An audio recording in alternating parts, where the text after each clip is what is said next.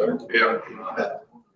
Let's call the Board of Supervisors to order, and let's do pledge of allegiance and move us up. Pledge allegiance to the flag of the United States of America, to the republic for which it stands, one nation, under God, indivisible, with liberty and justice for all.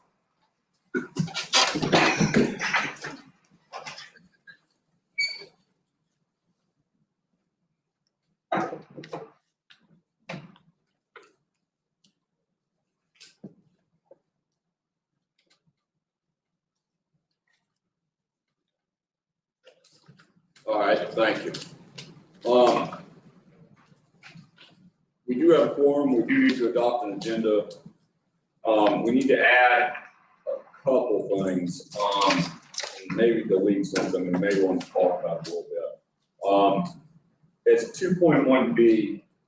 Let's put Jerry Carpenter from Parks and Rec. He has a presentation on a bin tracks. Other than that, the animal control policy still has a bunch of work to do on it.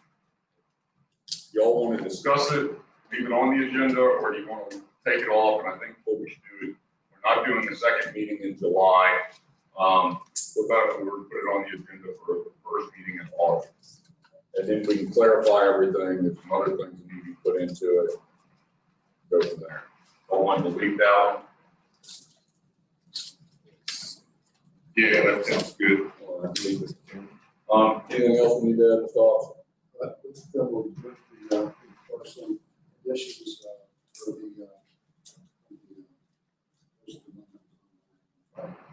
the supplements. Fireworks.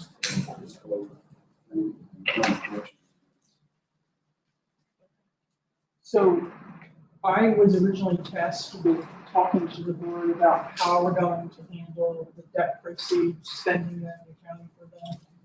And there's a few things I actually have to ask for. So I don't know whether you want me to do that in the department comments or whether you want me to do that. Yeah, is that with the supplement? It's with this package that looks like. Let's put you as 2.1C. Okay, and I have one other thing too, Okay. which is I have a very preliminary draft, which no one here, including Jack or Sean, has looked at yet. I have a preliminary draft of the next Cherry Deckard digital contract that is just, it's actually as a supporting item for, because I asked for an appropriation in the capital budget for it. So we can either talk about it then.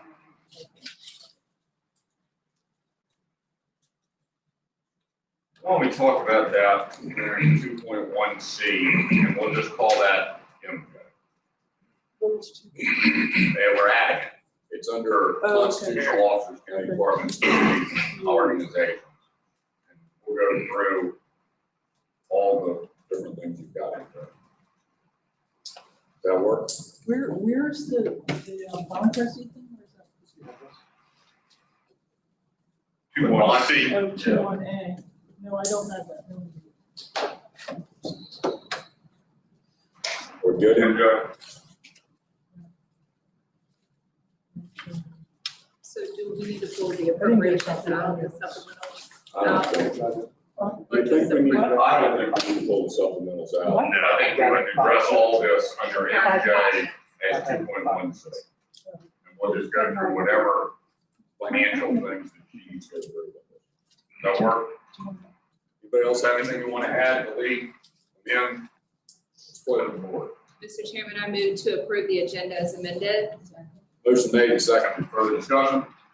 Hearing none, all All in in favor, signify by saying aye. Aye. Opposed, same sign. Been second. There you go, Ms. Hall. Before we do public comment, I think what the term is point of privilege. I got a statement. Madison County is not going to tolerate any discrimination of any kind.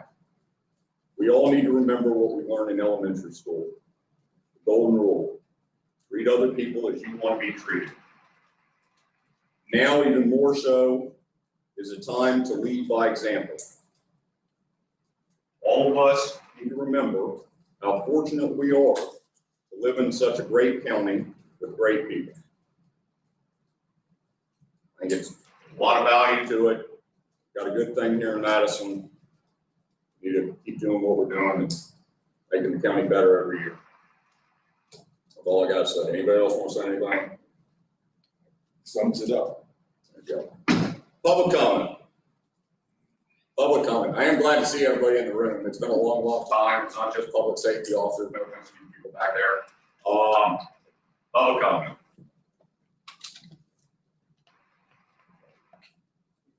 Oh, you want to say something about her? Okay. Please. I'm Sean Gregg, I'm the Madison County Attorney.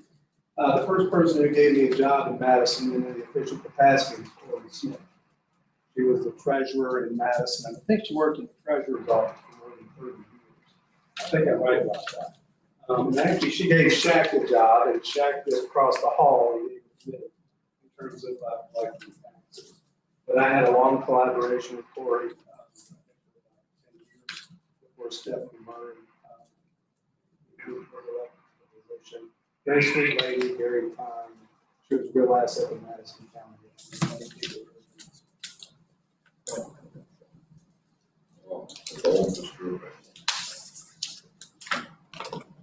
Any public comment? Any public comment? Mr. Barry, good to see you. Any public comment? Oh, Ms. Foster down there, any public comment? Nothing? Maybe later. Come back.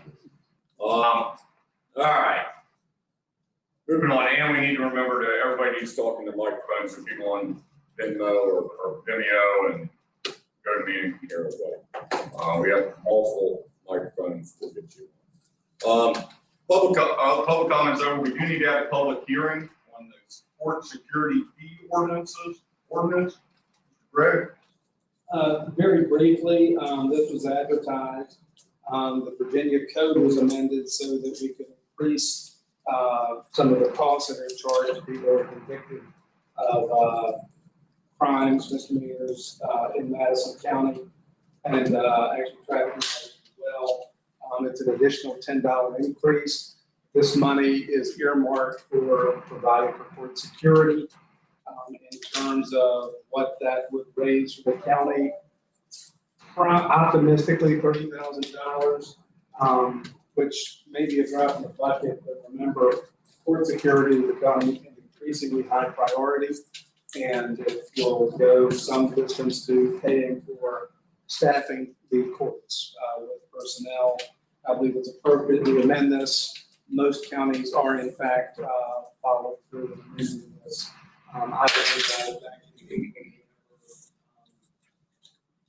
the local government association at its annual meeting was recommended that we prepare and pass an ordinance. With its pleasure, we have prepared an ordinance, and it would be appropriate to pass this. The first time one of these was passed was, I believe, back in 2007. And that one passed recently.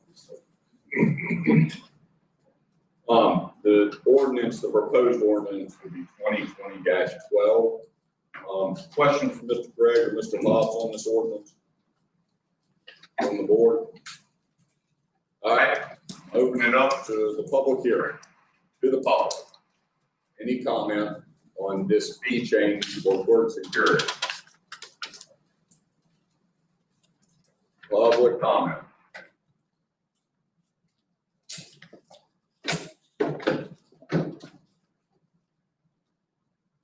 Anybody?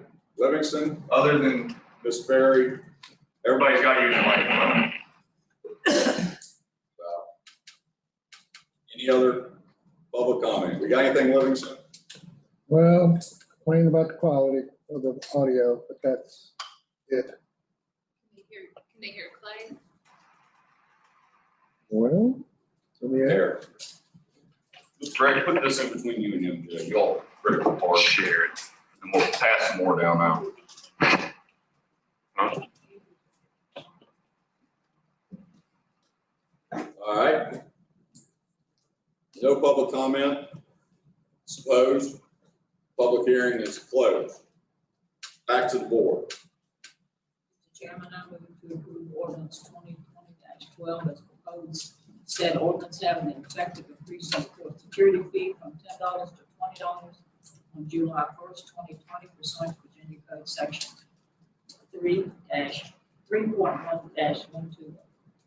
Second. Motion made and seconded. Further discussion? Hearing none. All in favor, signify by saying aye. Aye. Opposed, same sign. All right. Consent agenda. We have one clerical correction on the minutes, and we have multiple supplements. Anybody need to pull any of these?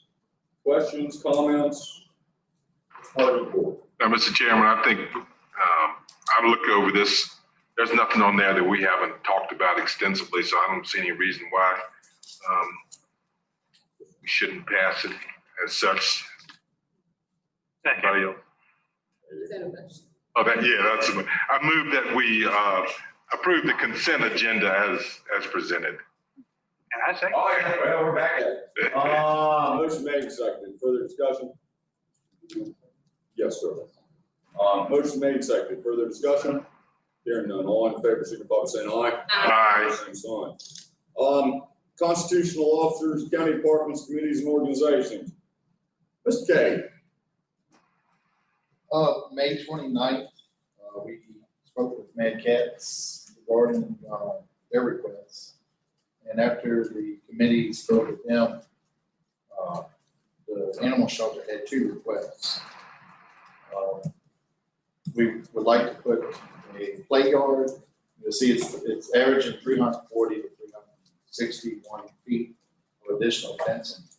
And that's going to be in the going down to the transfer station. It'll be to the right side in that lower field. There'll be one entry gate, and then at the bottom will be 2 double gates. And then grass. You can see there, it just it would allow like more interaction. The public could come out and walk the dogs, more exercise. No.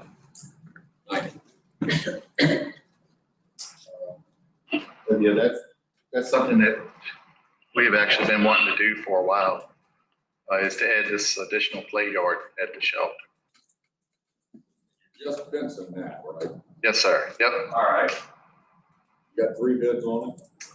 Yes, from 2 different contractors. You'll see A Quality submitted 1 bid, and Joe Phillips submitted 2 bids. The second bid that Joe Phillips requested was additional bottom rail. So we could go with A Quality. They submitted the cheapest bid, and that's pretty much all we need. The second request is to concrete the lower kennel. It's approximately 8 by 10. You'll see there it's all dirt floor right now. They have cinder blocks that they've been putting up to try to prevent escape. Concrete will also benefit cleaning and disinfecting. For some reason, this is the only kennel that is not concreted, so we want to concrete that. And spoke with Roger and Joe about that, and that's something you're probably looking at around $900. So total cost of both projects, you're looking at $7,698. This is all coming out of the designated topping. Yes, out of the topping fund. Restricted funding. Right. Yep. Greg, isn't that a father and son betting against each other? Yes. Yeah. A father and a daughter. Father and daughter. On the door, yeah. All right. Well, there you go. Questions, comments, thoughts, what do y'all want to do? So I guess I take it the topping fund committee has talked about this, and think when we talked about it, did we say go, I think we asked Gregg to go get us some prices. Okay, He did address it. okay. So it's not a surprise to you guys. Yeah. Roughly. Sounds good to me. Currently, correct? I believe when we pulled that up, I think it was me and MJ, it was like approximately 50,000, give and take, something like it. That sound, you're really into rough numbers. That sounds pleasant. All right, so we're gonna draw it, if it's at 50, we're gonna draw it down 76.98. Everybody good? We go on. Yeah. Mr. Chairman, I move that we approve the use of the topping fund monies in the amount of $7,698 to accomplish 2 projects pointed out by Mr. Cade. Second. Motion's made and seconded. Further discussion? Hearing none, all in favor, signify by saying yes. So, what? Oh, no, we haven't gotten there yet. We're about to. All in favor, signify by saying aye. Aye. Same sign. Yes, 5-0. Yes. I apologize to Mr. Cave on this, but he did everything he was supposed to. This should have been on the agenda proper, so you know, we got to stand up on it.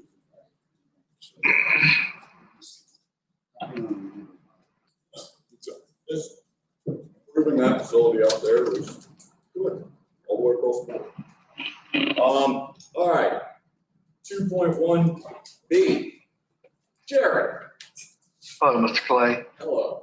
I hand you all this little brochure I made up here of this machine. With the agreement coming official with the Madison school system in the next couple of weeks, Madison Parks and Rec will maintain 25 acres of athletic playing surfaces, including 9 baseball, softball, infield dirt areas. We also maintain another 50 acres of non-athletic field areas. Madison Parks and Rec would like to purchase a Ventrac tractor with an 8-foot mowing attachment and a ball field groomer attachment. As we gear up for another more income potential at Hoover Ridge, this machine can help us be more efficient in labor and fuel savings. Also, the ball field groomer attachment will reduce labor on dirt infield areas. This machine comes with a 2-year warranty on it and a 3-year limited warranty. We just sold some excess older equipment on Gov Deals for $8,500. We also will be retaining ownership of the school's Toro reel mower, and we'll probably put it on Gov Deals as well. We're thinking conservatively it'll bring $2,000. We'll also be getting another $2,500 from school for maintenance on the soccer and football field, and also another $2,500 from the athletic boosters for maintenance of the soccer and football field. So we're asking for the board after our Parks and Rec meeting the other night for $20,000 on this machine. The total being $35,770.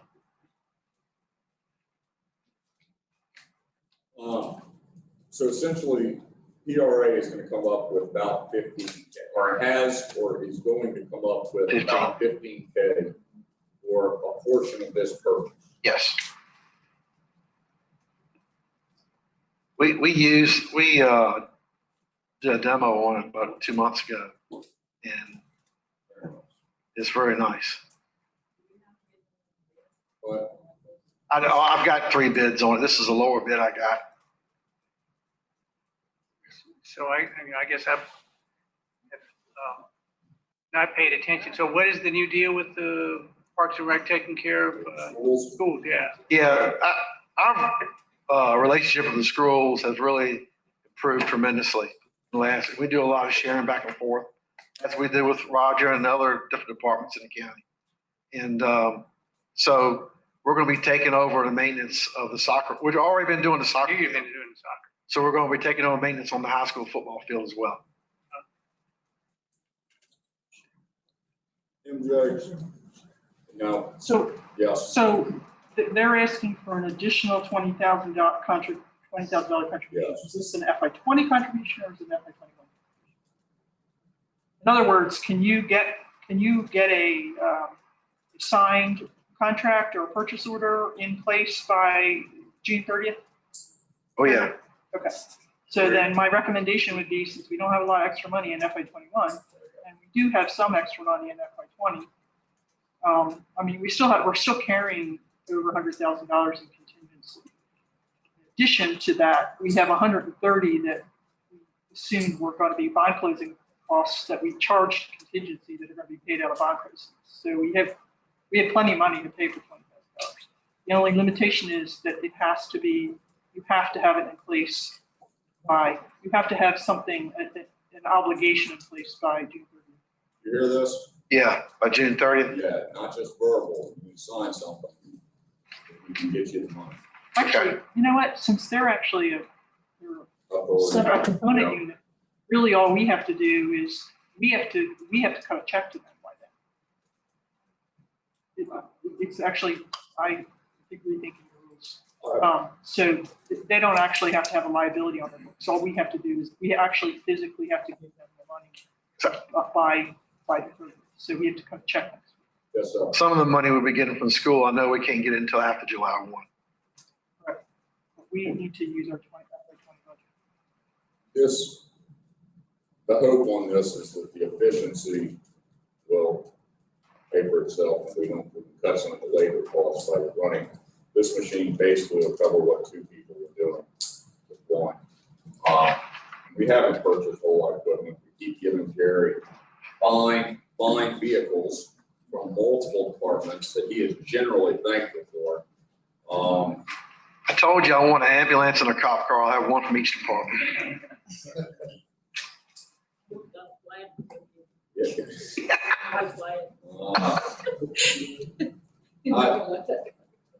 This thing comes with a bunch of, if it doesn't come with, it has the potential to get a bunch of attachments built on of it. Woodbury Forest has some, and Jerry has a relationship with them, so if we could postpone purchases of some of those attachments, maybe Woodbury would be gracious enough to loan us some of them to accommodate some of the needs that we have.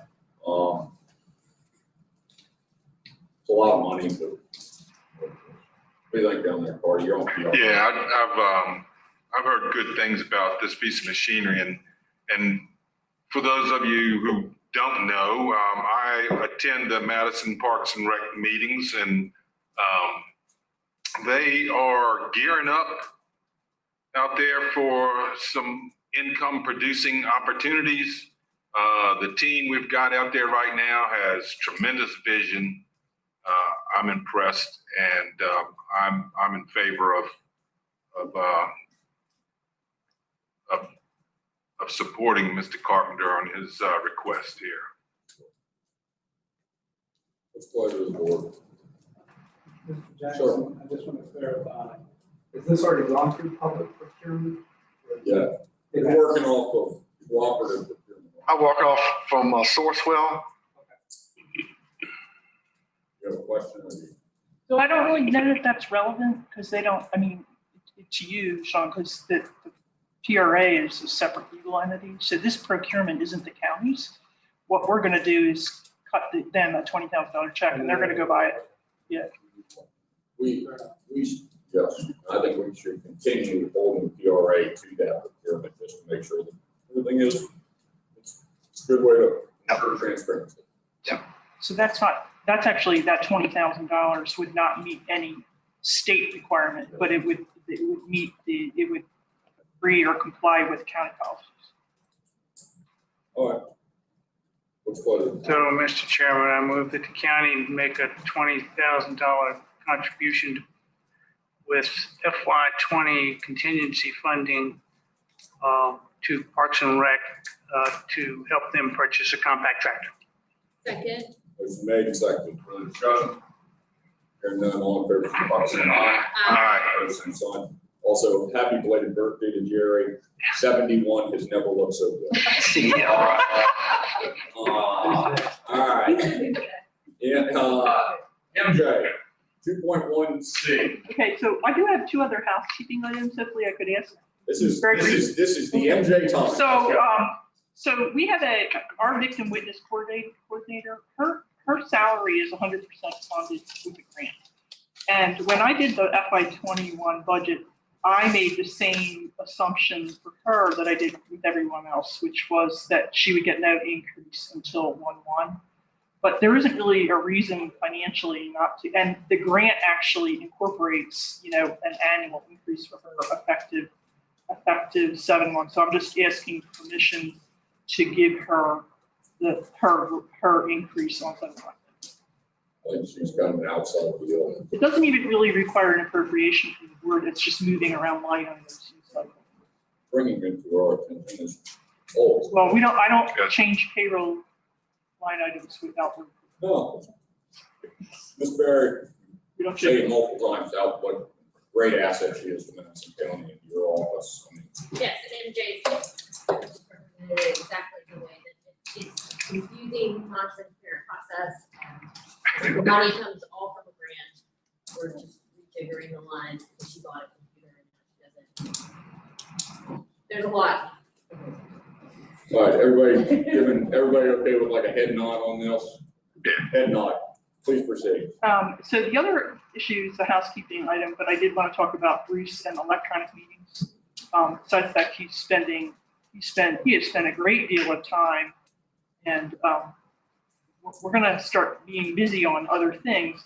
The other thing is that he is not going to be here for the next week. You're going to be on vacation. You probably don't know that. You might not have looked at the schedule, but he's on vacation of the week that the next board meeting is scheduled. So some arrangement is going to have to be made if you want to have an electronic meeting that somebody else has to learn. Hobbs and I spoke about this earlier. If Livingston, I'm a volunteering party, if Livingston would show Hobbs, myself, and hopefully Cardi, anybody else wants to know as well, I encourage you. If you'll show us how to do this, we don't have to type all your time sitting in these exciting meetings. Absolutely. I can The governor is opening up phase 3 next week. Do you have to continue? We probably do not. I think that we've gotten to a point, and this has caused a probably good thing. I mean, and that's just my opinion. Most but I every think locality exactly. does. I mean, we don't have the public access TV here. I'm okay with that. Whatever he's got going on the podium looks good. If you'll teach us how to do it, then we can. I can have all the meetings preset. All you gotta That do is what we were looking for. is say, just click the play button, adjust the camera, and you're done. You have to practice before the next meeting because he's going to work. South Carolina. Hopefully it doesn't rain like. And you approved that? Yeah. You bring that in front of us? Marty, you came to meeting up with us one day. Yeah, We can try to figure out how to do this stuff. I figure it's well within our wheelhouse. Absolutely. We have Roger's backup, so we'll be okay. There you go. Thank you, Roger. All right, MJ, keep going. Okay, so I was asked to give a little oral presentation on what we're doing with our bond money, and actually have some open questions about some of this. So I thought I typed up one little piece of paper that says discussion of receipt of bond proceeds. So my at least the last time I heard, and this may have changed, on a net basis after we pay a lot of fees, we will have an additional $16.5 million in a bank account. Well, it's in an account. That money was proceeds from a tax exempt bond, and there are IRS rules about how you have to maintain those funds and what kind of interest rates they can earn. So the Virginia Treasury Board has established a plan called the State Non-Arbitrage Plan. It invests only in items authorized by the Virginia Code. And that money is going to be deposited into a SNAP account. It'll be under the control of the treasurer. There are actually 3 people that will be authorized to get to interface with SNAP: Stephanie, Samantha, and me. I would only envision me doing it in a pinch if something happens. But that's the way the accounts have been set up, and that's the way they're set up. So before the end of the year, so we'll get this money on Friday. We'll have 2 business days after that to reimburse ourselves for the money that we've already spent. Right now, I estimate approximately 1.975 million we'll get back. We can take it out of the bank account, take it out of the SNAP account, and put it into the county's bank account. You're going to see more of this when I go through fund balance. But that's how much is we will get reimbursed. I have made arrangements with Stephanie to, we're going to do the transfer on 6/29, and I will give her the exact number with all the details. I will also provide Jack with all the details for all the expenditures. That is possible based on refunding resolution. That's what we put into the school, what we've done on the architect contract after we signed the refunding resolution, and it's the $1.242 million that we paid to Motorola. So then the question becomes, after we get that money, how are we going to handle all this stuff on an ongoing basis? Kind of jumping around here to three, but one thing, and I actually do think I need to get permission from the board to do this. My recommendation is that we set up 2 new county funds on the general ledger, one for county debt finance projects and one for school debt finance projects.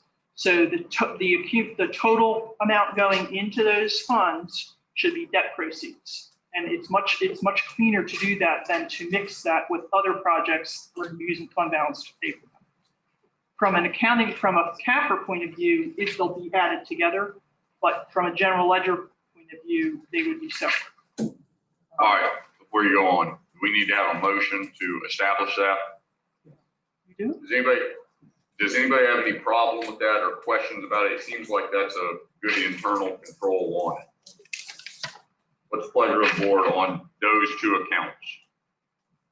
Yeah, Mr. Chairman, I move that we establish 2 funds to account for the bond money, a county debt fund and a school debt fund. Second. Motion made and seconded. Further discussion? Hearing none, all in favor signify by saying aye. Aye. Opposed, same sign. So the next Please. question is, how do we handle on all 3 of these projects, how do we handle ongoing payments as the projects proceed and we're using debt proceeds to pay for them?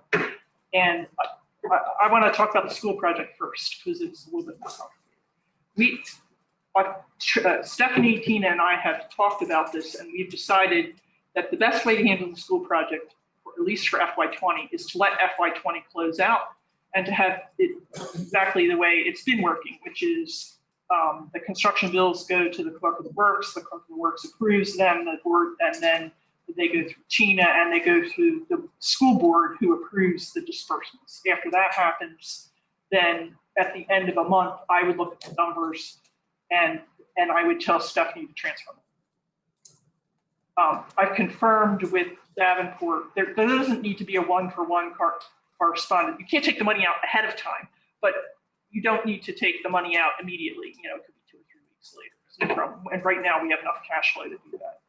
Now, in FY21, we've decided to move the accounting for the school primary project to the county, which means that my department is going to be cutting bills. So the process is going to be the clerk of the works approves the bills, they get sent to my department, we cut them, but what my recommendation would be, since the county needs approval level on many millions of dollars of disbursements, my recommendation would be is that we handle these disbursements the way we used to handle accounts payable, which is we cut the checks right before the board meeting, they come to you, you approve them, and then we release the money after you approve them. In addition to that, what I would do is I would also give you an actual budget report with every series of checks. So you can see both where we are on the project, and you can also see the check detail of all of how much we're actually spending. Where does the school board fall into that? Well, Tina has told me that if the school board is not cutting the checks, that the school board does not need to approve the bills. In fact, she said it would be better if we're cutting the checks out of our books, that the board of supervisors needs to approve the bills. So what you would basically be relying on is the clerk of the works underlying approval. Yes. But you said originally that you were gonna be cutting bills. What you're gonna be doing is cutting checks. Well, we don't have a way of processing accounts payable without cutting checks. There you go, just one. So the checks would actually be, I have to say, the checks would be cut before you actually see them, but they wouldn't be That's- dispersed. That's fine, but Which is the way that we- will give us a list to start working down, and we'll approve them and just be done with. Right. Go ahead. But the school board would actually make the recommendation or would approve. No. Particularly. No, No, not the, Clerk of the works. oh, okay. We should- That would come from- We should be forwarding, though, the list that you put together with the checks. Right. We should be forwarding that to the school board so that they know and are aware of what's going on with the whole thing and how much this thing is And are costing us. culpable. Yes. yeah, that's fine. But I mean, the biggest question is, does the Board of Supervisors feel comfortable relying on the underlying approval of the school board? I guess that's, I mean, because that's what you would be doing. So, go, yeah, please. I'm trying to remember, I'm looking around if anybody can confirm or, I sat on the CIP committee for the school with Bill Campbell, and, that was fine.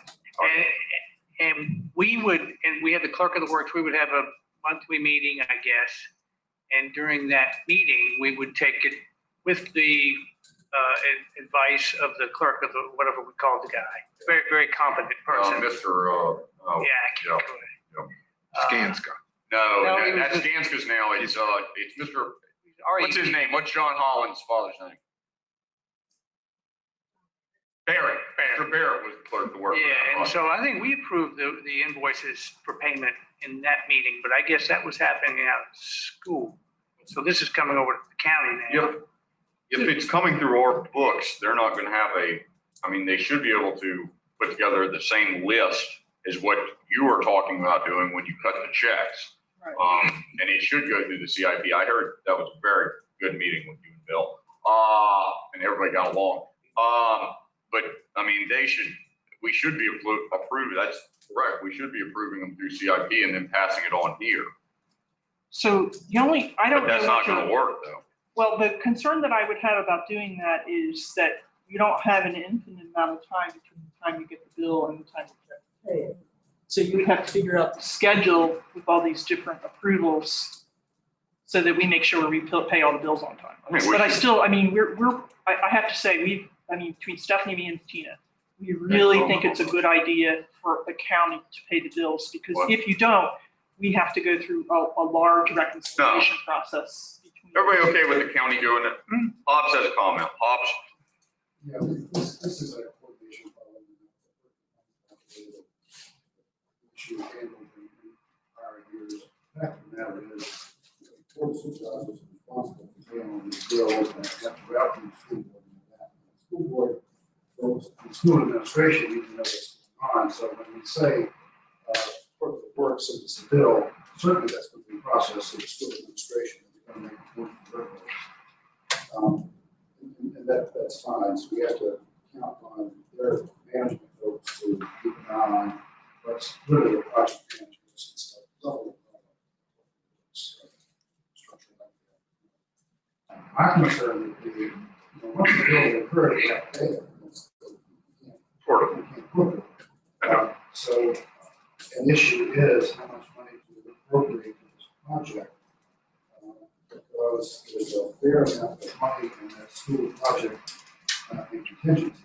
So that would be what I would focus on in terms of keeping an eye, probably through the school capital improvement committee. So if there's any gross swings in the overall project cost, it needs to be vetted effectively before the county or the schools can spend funds. That would be what I would do. Once the bill is approved, you have to pay it. It's us and them.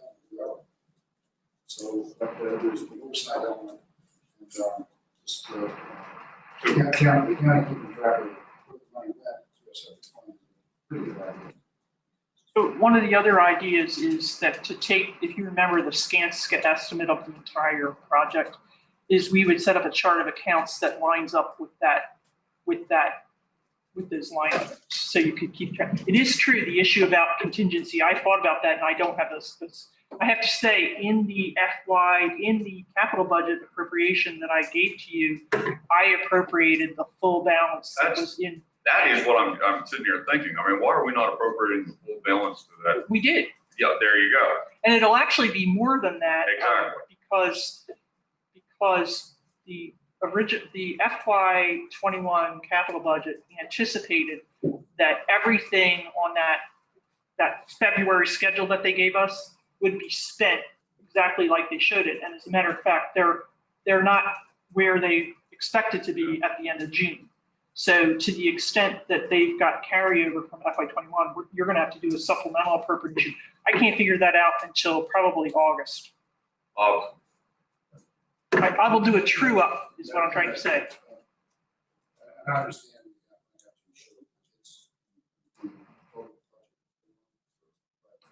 There's more than just the TAP contract, the standstill contract. There's contingency, there's some maintenance for asbestos and this and that, there's furniture. So there's more in there than just construction that we cover. Just as an oversight. All right. You can't. No. We shouldn't. It's a wrong thing to do. What I'm thinking is we change our CIP schedule so that it matches our schedule so that we can, as a CIP committee, approve this prior to. And that's going to be that's what's going to happen. Do you meet twice a We meet month? once a month. If we have to do it, we can do it remotely. I mean, that seems to be fairly normal now. There's lots of options, but I like Kevin's suggestion that all these should be going, your accounts payable list should be going through that CIP committee and checking off instead of just a progress report on everything that we're doing currently. What do you think about that down there? Is that? Well, I mean, I can't give you an account. See, you're not my accounts payable. That's what I like. The Tina can come up with something, but I can't get it. One of the limitations we have with our current accounting system is I don't have an accounts payable list. All I have is checklists. We don't process. Our system does not generate accounts payable lists.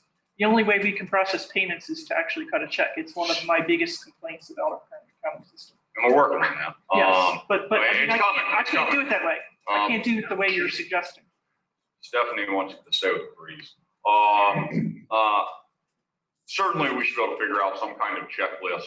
I don't care if you call it accounts payable, I don't care what it's called, but it should be a list of this is what we are paying to who and what we're getting for those payments. And we should be getting them, and they should go through CIP so we can approve them here when you do cut the checks and go through the whole deal. Is that? Yeah, so they should probably, before they come to the land in the county. They need to go through the CIP committee. Yeah, That's what I'm and we'll saying. have to figure out a schedule for that. Right. There you go. You can always void a check Right. I mean, We just hold it. or hold it.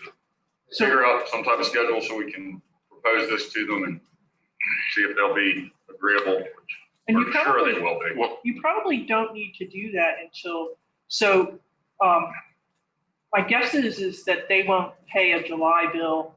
Yeah, they won't get a July bill until sometime in August. yeah. So it's like FY '21 from a check cutting point of view probably won't start until mid-August to September. But we have another meeting set up in July, don't we? For CIP. Oh, yeah. For CIP, we can bring that up and we can start to curtail our schedule from that meeting so that we can jive with your deal. So the only other thing I want to bring up is the two other projects, the radio project and the county administration project. We need a similar internal county approval process on those projects. Normally if you're paying bills that are in the multiple hundreds of thousands of dollars, it probably requires more than just a county staff person signing off on this. Yeah. It needs some kind of committee or something like that. I don't know how you want to do that. I'm just putting that out there. I mean, the process would work the exact same way as what I'm suggesting for the school board, but you need to consider what processes you want to put in place to approve those bills. What needs Because to you're come through talking- us, finally, it needs to come through us the same way. But on this one, since it's in-house, I would certainly hope that Brian back there, and this is just radio, Brian, Hobbs, and you would be able to coordinate this, and, I mean, there's our committee. All those payments are scheduled on milestones. So when the milestones are met, they'll be, if they're not met, then they won't. Good. So that one's taken care of. Admin, I think, is somewhat similar, but probably we should throw the building inspector in there. He seems to be a valuable type of player. Work for the invoices, it's slight, backward. Give us a list, and if we have specific questions, it's not a big deal. I mean, and this is a big project, and we're borrowing a lot of money. I mean, absolutely. All right, MJ. Okay, so the other thing I wanted to talk about, which is also incorporated into the FY21 capital budget resolution for July, is the concept of our implementation contract with Think IT, which is basically Think IT. I have to say, they're rebranding. They're becoming Cherry Becker Digital. So I'm going to start calling them Cherry Becker Digital. So anyway, so they've proposed a contract, and this contract has been included in the capital budget. It was included in the FY20 budget, and we didn't spend it, and it's in the FY21 budget. So it's not, I'm not asking for anything that hasn't been budgeted for in the last 2 years. What they're proposing is right now, since we still don't have our implementation schedule figured out, this contract is for a period of between 52 and 75 weeks, a range of $60,000 to $75,000. All right, hold on. Which is- Everybody got the documents, schedule 3. Yeah. Yeah, It's that 60, 75 hours equates to 240 to 300 hours over a 52 to 75 week time frame. So it's not a huge amount. It's less than a week a month, a little over half a week a month. They also estimated $2,500 in travel costs. And they've also given us the option of having every 3 months an opt-out. So you go through 3 months, because we're going to be working with software vendors too. So you go through 3 months, see where you are. You know, there's a timetable for notifying them of that. But they have told me that they have done this in other projects where as the project progresses, the client decides, I think we can do the rest of this ourselves. And this 3-month opt-out gives us the ability to do that. So this is, I didn't get this until this, I had seen a previous version. I didn't get this final, and I asked them to make changes. I didn't get this until this morning. It hasn't gone to Sean for review. Jack hasn't seen it. Nobody on the IT committee has seen it. The only reason I included it is because we need that $75,000 appropriation to get this contract in place by August, and we need to have implementation services available to us by the beginning of August. So we need to appropriate that money current. I'm asking you to appropriate the money before we There you sign go. the contract. I got you. Is it appropriates the right word? Yeah. It's not encumber or anything. We're not, since we haven't in the current budget. The $75,000 is in the FY21 21, budget. excuse me. You're going to see encumbrances. Yeah, yeah. We all think. So how much is rolling over from the FY20 budget into this? We signed phase 2. Yeah. This is phase 3. Phase 2 is the selection and implementation contract. And that is a total of $47,000. To date, through 5/31, we still have $37,000 left on that contract. But June is going to be a huge bill because they spent a lot of time in June, and so will July.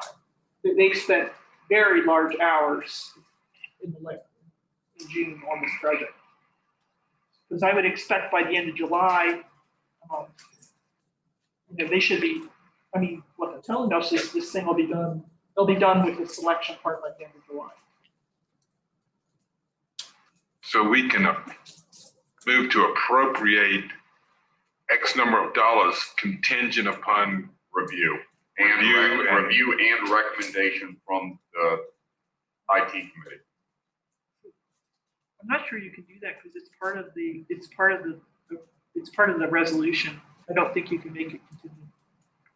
If you don't have to sign a contract. Review of the lawyer, Right, Yeah. you could appropriate it and decide not to sign the contract. yeah, that's. Having the money. Same thing, doesn't Yeah. it? We're exactly the same. What do y'all think?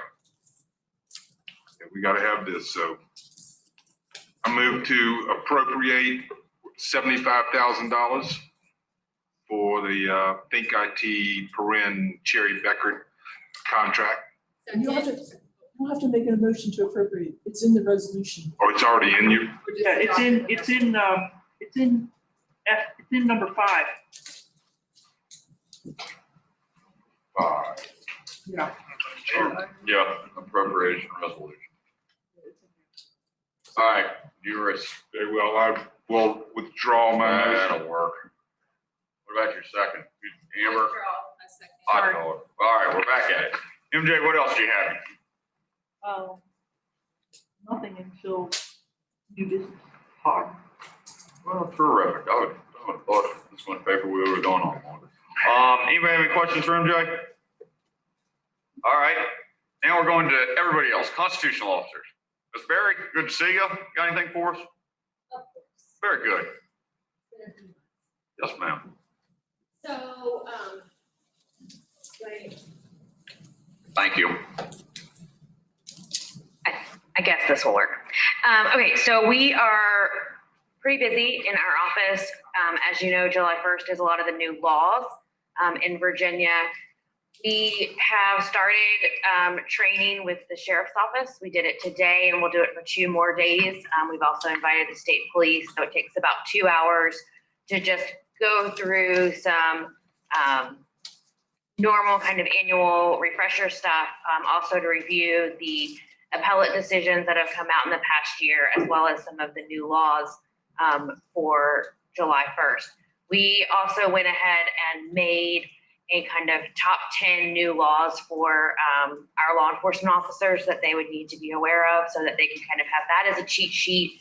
We provided some checklists for them to use when reviewing domestic violence incidents and for DUI, especially DUI crashes. We've provided a strangulation assessment and some information about that. Strangulations are statistically, they're very dangerous for victims, and there's also some evidence that shows that defendants or suspects who strangle someone are also more likely it's an officer safety issue, that they're more likely to also harm officers. I think the statistic is that if you are strangled sorry? Never knew this. Sorry. Yeah, if you're strangled and you survive by a domestic partner, you're about 7 times more likely to die. And so they are very difficult cases in that a lot of times they initially don't have any visible injuries, but they can develop injuries. It's one of the reasons that we work so closely with Victim Witness and with Jennifer Hayes. As part of this, Jean Parrish, who is a forensic SANE examiner nurse for UVA Hospital, has offered to provide a training for our EMS and our volunteers, and we've got that squared away for the middle of August so that we can also work with them. And it's about a 3-hour training. And so we're excited to be able to offer that. They'll be able to get continuing ed credits for it. So that's something that we're pretty excited about. We are also in the process of hopefully finalizing our case management. One of the things that if you'll remember, we had allocated $20,000 in fiscal year 20. I don't think that we're going to use it, so it's in fiscal year 21. It's the same $20,000. And so one of the things that we have discovered as we've gone through the process, we've done several demonstrations from different companies about what their capabilities are, what they provide, that sort of thing. One of the things that is missing from a couple of them is this aspect of electronic file management. So it's not just about where to find and how to organize our cases and the information, but also that. So that might be a kind of a determining factor, although I talked to one today and she was like, oh, well, we'll talk to our developers. So we'll see how that goes.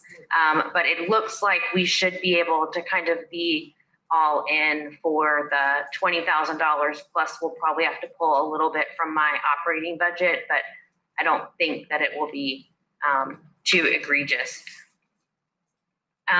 We got an email from the Supreme Court about a new judicial emergency order. So we're still staying jury trials through July 19th. In a lot of ways though, we are back to normal, up and running, kind of sort of business as usual. Sean shaking his head, but that may be his experience. But on our side of things, we are moving along.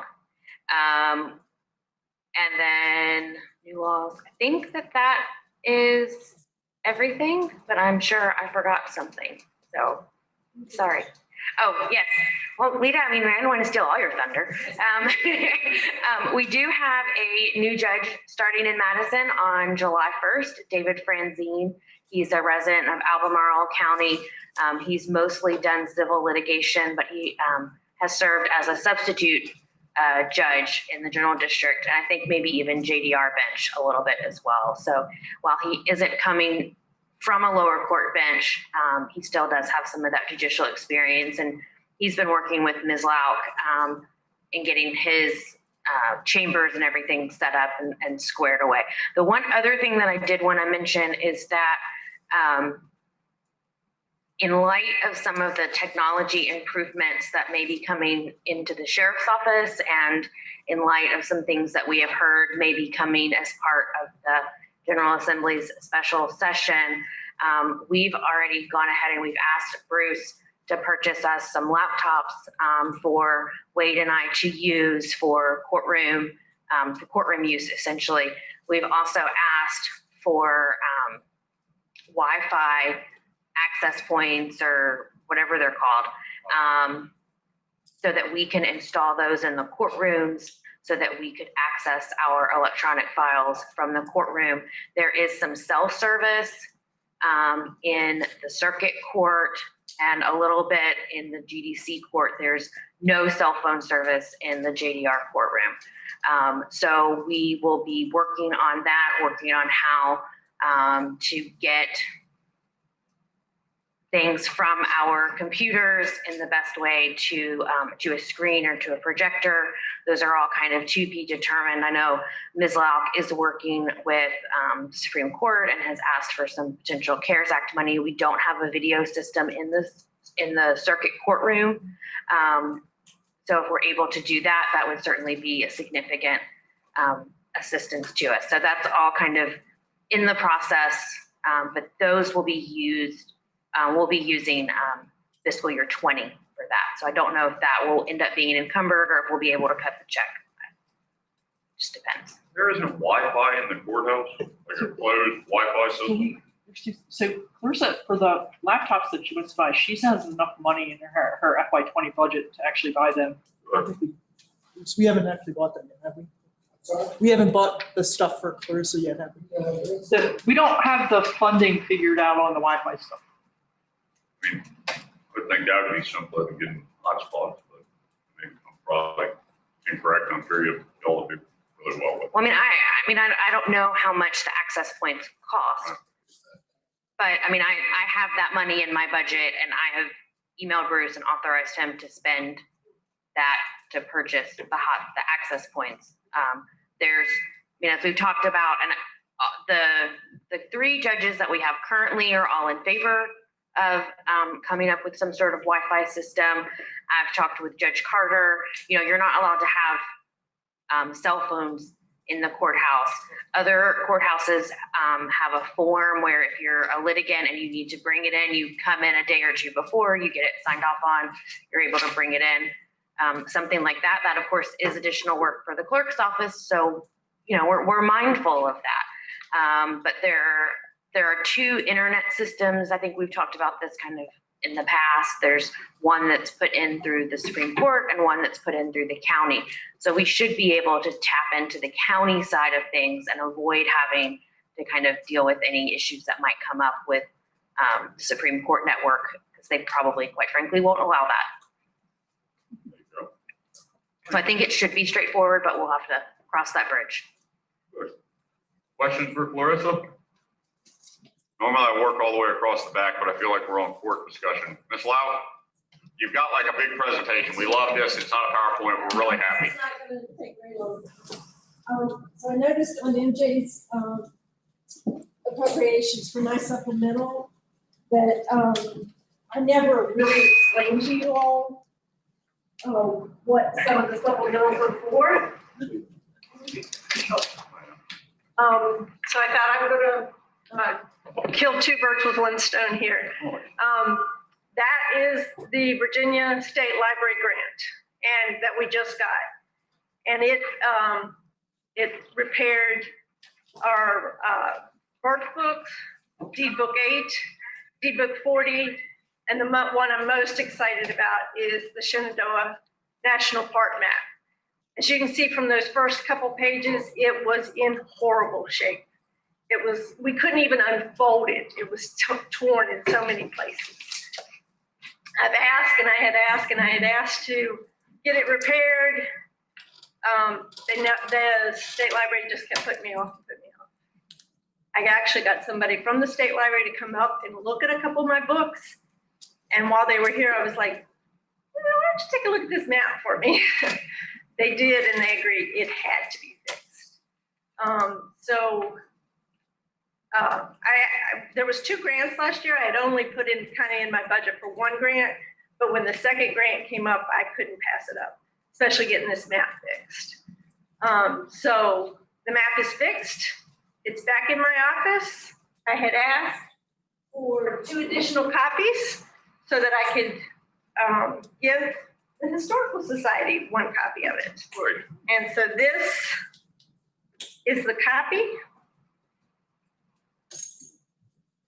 Again, like I said, it was, as you can see from the front page, it was in terrible shape. But this is repaired. The copy. That's great. It's huge. Mr. Lacy and I need to find somebody to donate a frame, make a frame for us so that we can hang it up. I'd love to have it hung. You need a big wall too. Where are you gonna hang this thing, Maxwell? Where do you get a wall like that? We gotta get somebody to make one. That's awesome. But this is what That is absolutely donated great. to the Historical Society. And just so you all see, this is what comes from the grants.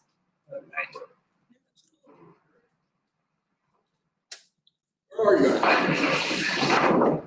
Mr. Lacy, here is your man. No, give it away. I'll tell you what. We want to see this. She's done an awful lot of work to get this thing done. And we're going to find a way to have it. Hopefully, we can do a copy where we can have one here and one in the Krugersville as well. While I got the floor, if you don't mind, I don't know how many of you have seen the building in Krugersville. We're going to call the Mountain Museum at Krugersville. The new windows are in, they've been wrapped. All of the trim has been stained. All of the trim on the inside of the building has been painted. And we do have a few things displayed. Haven't got anywhere near what we're gonna have, but we do have a few things in cases that tell us some pictures on the wall. Ain't gonna open. We don't know yet. Is Tracy bringing her large scissors up there? Absolutely. Of course, of course. We're open to have a kind of a people walk through instead of having our August meeting here.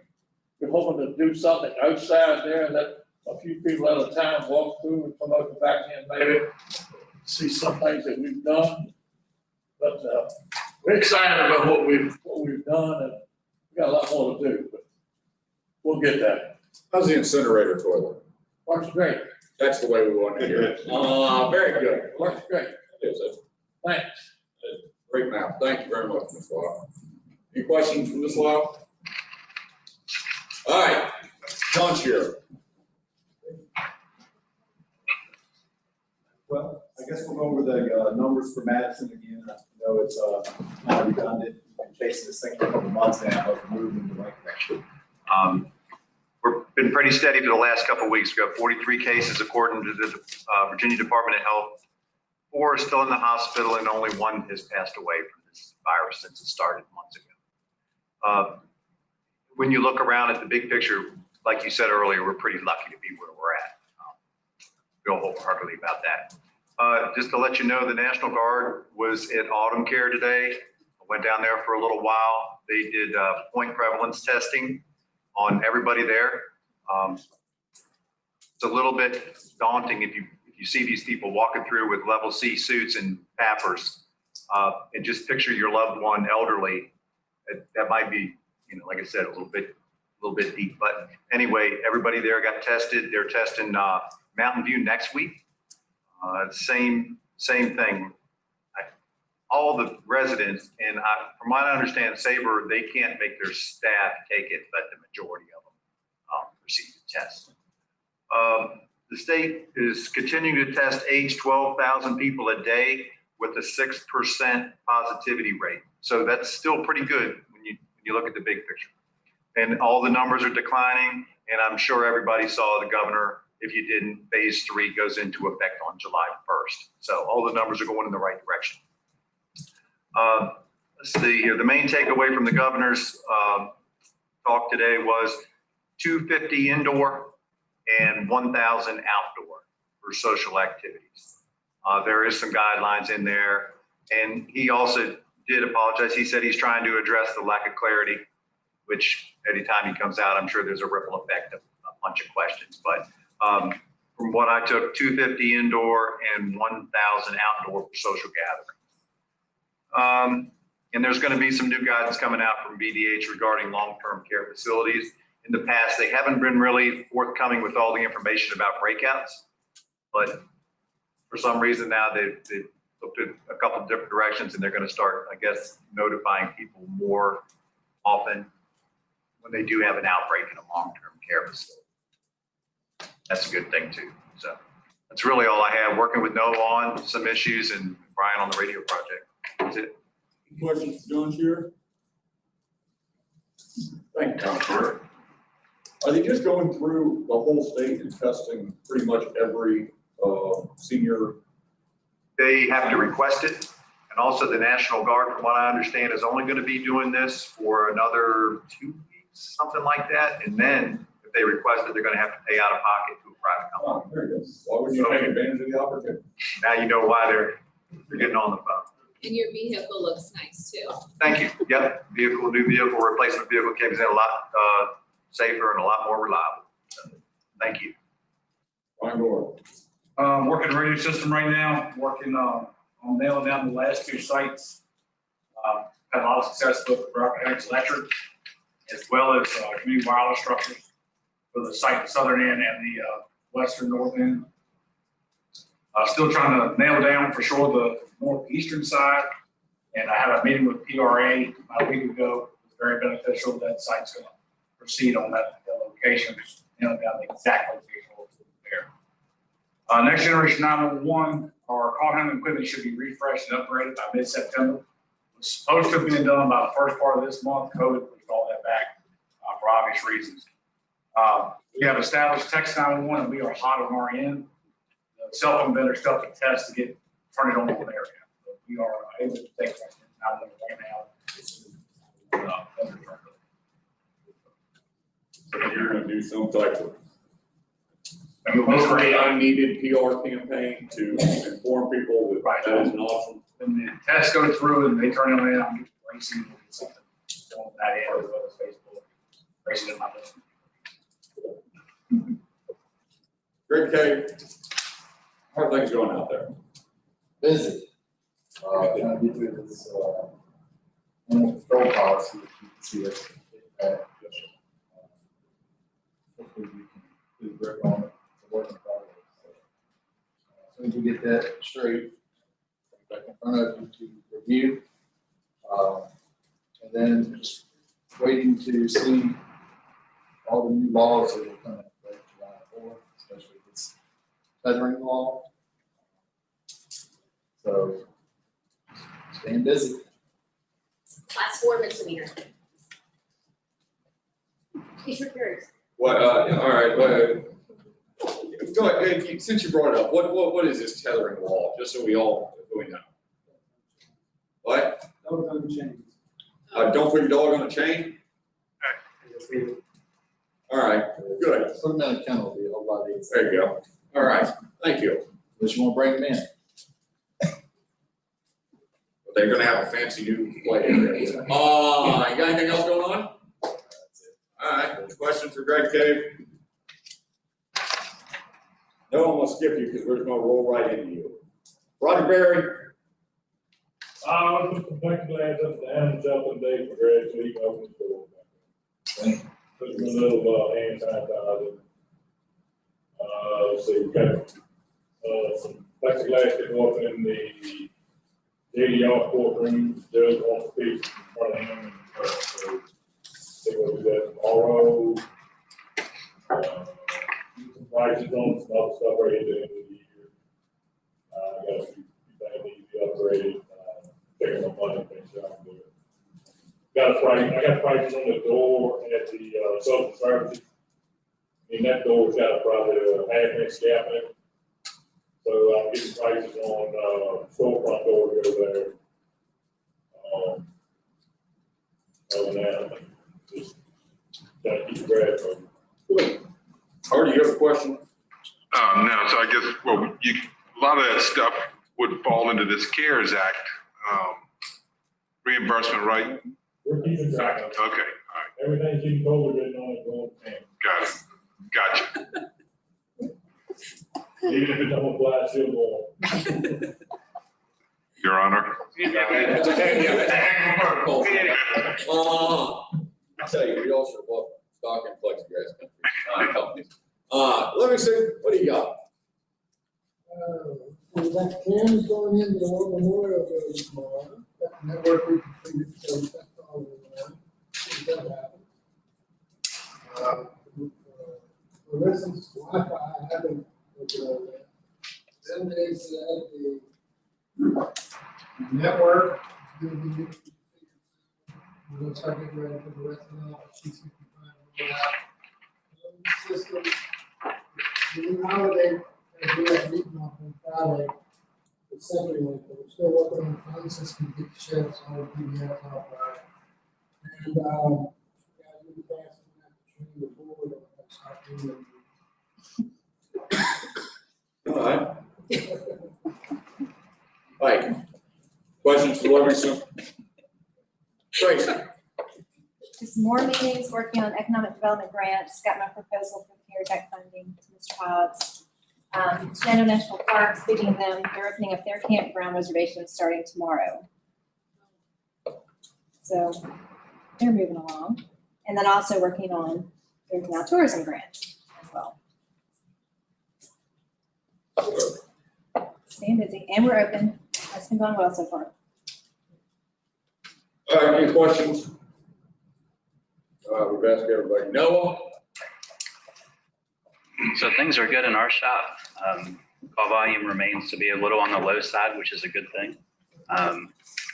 We should receive word July 1st on the RSAF grant. So we put in for 80-20 for a response truck, which will replace 2 of our older vehicles, and then the video laryngoscopes. I did receive word, I haven't verified it, that $2.6 million have been cut from that grant fund total. So, of course, that means there's less to go around. So hopefully we'll get it. I'll second Roger on the COVID-19 labeling of invoices to Candace. So we're doing that too. other than that, things are good. I have a sneaking suspicion you may be doing it differently. It's just a suspicion. Anybody got any generalized questions for Noah? The numbers might be a little bit higher now. We'll take your handwriting. All right, let's, anybody got anything, other organizations, anybody else? The only person I haven't called on is Gracie. Tell us about this, this drug screening, random drug screening policy implementation. So on May 12th, it was put into play. I sent it out to our troops. Got some additional good feedback thanks to Brian and John and Jack. We got together. I shared a couple of them. Just to kind of be brief, the big kind of overarching feedback was the consideration of opening up the random testing for all employees that drive a vehicle. And I get their point. I mean, if you hit somebody, they're hurt, they're maimed, et cetera. And that's just offering, a safer county of folks. If they hit somebody, we have the right to drug test them currently. Yeah, so that's in the current policy right now. Yep. So the idea behind the random, when I flew medevac, was you had that, you knew you could be randomly tested. And it's kind of that initial layer of protection per se on that you may be tested. But yes, if there's an actual event, you're already going to be. This is a policy question for the board. We went through this, the decision back in May was to be random testing product. The those folks, I'm sure shop dispatch. So that's the decision back then. Since then, we've gotten to see that from the folks that actually working in the mass to be better. So that's what I was bringing to this suggestion. I want to open it up to everybody. Well, I mean, if you include just all employees who drive, then you would have to include all employees who are eligible to drive. So then you might, and now you're getting to everybody. Right, that's what I'm saying. I think everybody. I see no reason why it wouldn't. We all are. Do we need to pass something else? Do we need to make a motion to implement these changes? What do we need to do? Well, we probably ought to be back in consensus. Everyone want to do this? There you go. Let's do it. Yeah, I think. Anything else on this note? There were some minor little things like pre-disclosing to your department head any medications that you could be taking that would impact your ability to drive. My view on that, that's a employee-physician relationship. People in our shop, they know. And so I think that that's more of a privacy issue. And there is language in the current policy of having to disclose that ahead of time. In my mind, if you were to be randomly selected, which Chili's looking at a computer program to do that, you have the opportunity to disclose to the testing physician. There's an actual form that you can fill out. The question is, and will probably have to be a later on discussion, is I have a problem. Is there an EAP? Is the county going to assist, et cetera, alcohol abuse, drug use, et cetera? And then kind of the third tier of that is if you say you're not on anything and then you test positive, what are we going to do? So there's some, I think we're on the right track, but I think this certainly leads to a greater discussion of where we want to go. We have, I mean, and we don't make a whole lot of use of this, but there is an EAP through our existing health insurance.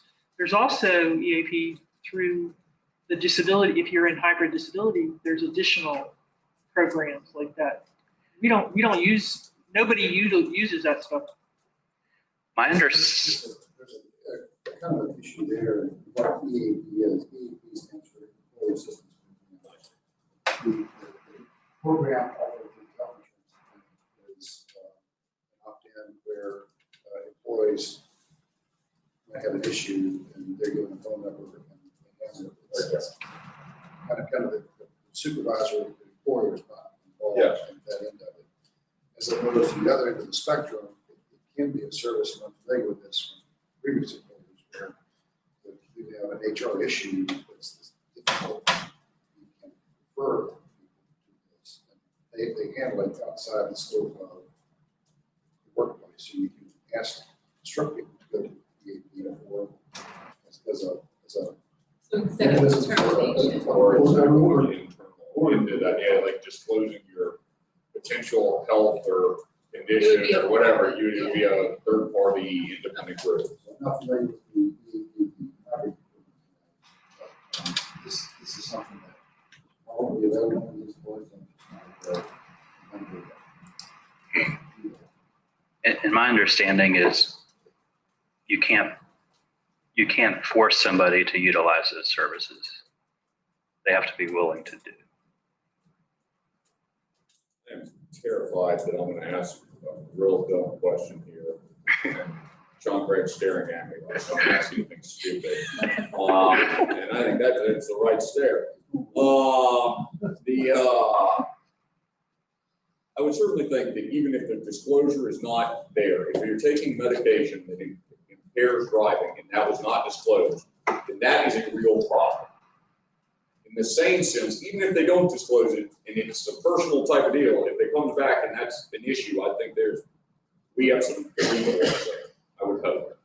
If it's doctor prescribed and they come back and it's something that we test out and we see that it's in there, they got a prescription for it and they're not doing anything wrong and it's not inhibiting their work ability, it's none of my business, and they justify themselves, and that's more power to them. And that's exactly where the language of disclosing to the department head is just that right there, that's going to be handled. Wouldn't that be a case by case deal?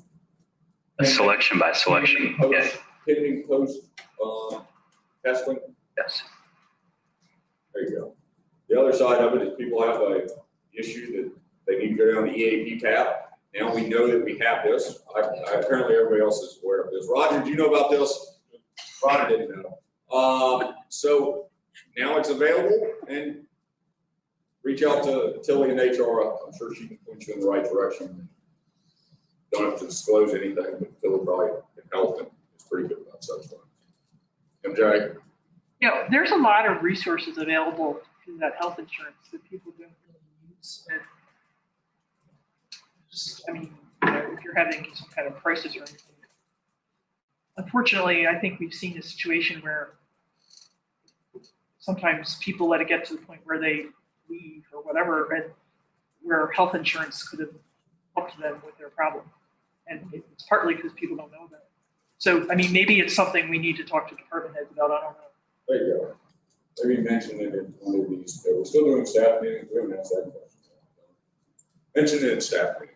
That seems appropriate. Anybody else have questions on this, comments on this? What Sean Gregg stared at you too. All right. I did skip one person in this thing. No action needs to be taken at this point, except that we're going to add all employees across the county. I did want to reach out. Is Miss Murray on one of these platforms?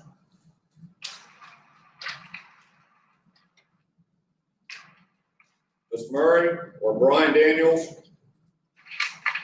I don't see them. No, neither do I. All right, moving on. We gave them none. We've kicked the animal control policy until the first meeting in August. We do have some comments that have been already submitted. They're under review. We need to add some more stuff in there. Mr. Gregg, Mr. Hobbs, Mr. Cave, Mr. Barry, everybody and their brother will probably be involved on this. All right, any other old business? New business. MJ, tell us about FY 21. So I actually have, I gave you the paperwork on these two things. There's two separate appropriations. One is it's a half-year appropriation for the operating budget. And in general, it's 50% of everything. Inside of the general fund, I deferred so one of the differences that's not 50-50 is compensation line items. This appropriation reflects no increase for the first 6 months. And then there's a handful of other line items where I know of specific things that have to be paid at a particular point in time. And I tried to skew the numbers a little bit for that. Generally, it's 50. It's half, except for the debt service, which the current debt service is only $349,000 because with all of the financing and new debt, nothing is due until February. So we'll have a larger back end, second half thing. So, MJ, real quick, so I was looking, our package has 3 appropriation resolutions. One for the school, one for the half appropriation, one for capital budget, right? So the school one should have been approved. It is actually in the consent agenda. Resolution 2020-19, that's an FY20 resolution. Oh, yeah. That's 64,479 that the school board asked for. That's right. Is the last, it's the remaining balance in the school board. So you already approved that. Yes. So what we do is we do separate resolutions for the capital budget and the operating. And I would anticipate that you would have more questions on the capital budget because there's discrete things in here that you might want to talk about. 2020 is the operating budget. I gave you, in what I handed out to you, I gave you the details of how it was figured out. Yep. Basically half of everything except for the general. So the way this lines up right now is the total budget for the year is $25,683,000 on the general fund. Of that amount, this resolution appropriates $12,439,000, and it leaves for future appropriation $13,244,000. That's on page 39 of this handout.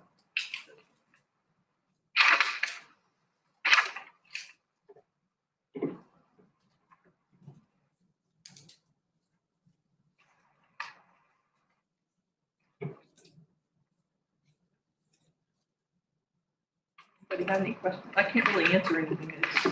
It's just taking your budget and dividing it by 2, basically. That's what I talked about. So, MJ, is the primary reason that it's a little heavier on the second half of next year because of the compensation? Compensation and its debt service. And debt service, okay. Yeah, but the debt service actually isn't going to fully materialize. I'm going to talk about that a little bit more when we talk about fund balance, because the debt service will actually be, it's like almost $400,000 lower than what's in the budget based on the refinancing. It's basically because you refinance those 2 existing pieces of debt and you spread it out over a longer period of time. So your annual debt service payments are down. So that will you'll never see all of that. I won't ask for all of that to ever be appropriated. All right, does anybody have questions on this one? Done. Comments? Dr. Hobbs, we've been through it. Mr. Chairman, I move to approve resolution number 2020-20. Second. Motion made, second. Further discussion? Hearing none, all in favor, signify by saying aye. Aye. Opposed, same sign. All right, let's get to the next one, Joe. So the next one you probably want to look at is 2021. Thank you. Okay, so for some reason I couldn't find it here. Okay, so if you want to know what's in this number, the best way to look at it is the Excel schedule. What I'm asking you to appropriate. I'm asking you to appropriate on the public safety radio project. I'm only asking you to appropriate, and this is not an encumbrance. I'm asking you to appropriate the balance on the management contract, which was built into the FY21 budget. I haven't asked for anything more because I don't think we know beyond that management contract. We don't really have definitive numbers on how much the radio project is going to cost. So until we get that, I'm not going to ask for an appropriation on it. On the ambulance, and this is, I guess you'll have to figure this out. This has gone around in a lot of iterations, but what NOAA originally proposed was to buy one ambulance, and you got a deal where you could buy the ambulance and equipment to go into it for over 5 years at 0%. So rather than using whole 275, I'm asking for what the first year payment would be if you finance this third ambulance, which is $66,962. Now, if you decide to buy an ambulance through the CARES Act money, I don't know what this does because it's already appropriated. I think potentially you could buy a fourth ambulance through that CARES Act money, but there would be issues if you tried to do that on when you get it. So I'll just put that there. On the equipment replacement, that's a standard. The $20,000, that's a standard amount that it goes into Roger's budget every year. The case management that Clarissa talked about is in this appropriation. The $75,000 contract for Think IT that I just talked about is in there. HVAC and parking lot, they're also standard things that go into Roger's department. We normally appropriate them at the beginning of the year. On the Thrift Road project, I only asked for the remaining, since we don't have a construction contract, I've only asked for the remaining balance on the contract that's actually outstanding right now with Norm Smith. Sorry, I forgot the name. And then on the primary school, I asked for the whole thing. I asked for the whole $7.8 million because I don't have any way to, the control, I think, is going to happen at the CIP, in the CIP group. It's not going to happen at the appropriation level. So the advantage of this is once I do the true up with FY19 and add this in, that's the total project cost, and you'll really see where you are on the project. So it's easier to appropriate the whole thing than to appropriate in pieces. I'm fine with appropriating the whole thing. What about the sheriff's cars? The sheriff's cars, okay, the sheriff's cars, we're going to talk about that on conferences. The sheriff's cars are not part of the FY21 budget. They were appropriated out of contingency, and they're already in the FY21 budget. That's going to be an encumbrance, and that's in my next section. Yeah, this is the appropriation of of items that are in the FY21 budget. And the first column is the full budget, and the second column is what I'm asking for in the line. All right.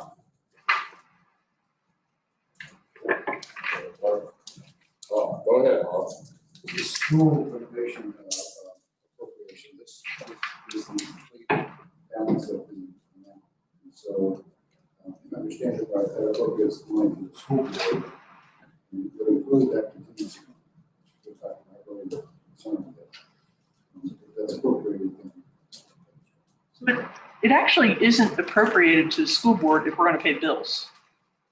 I mean, they aren't going to be. No, it's not. And the school CIP. No. It's not going to be in their accounts. It's going to be on the county's fund, school capital fund, and the bills are going to be paid by my department.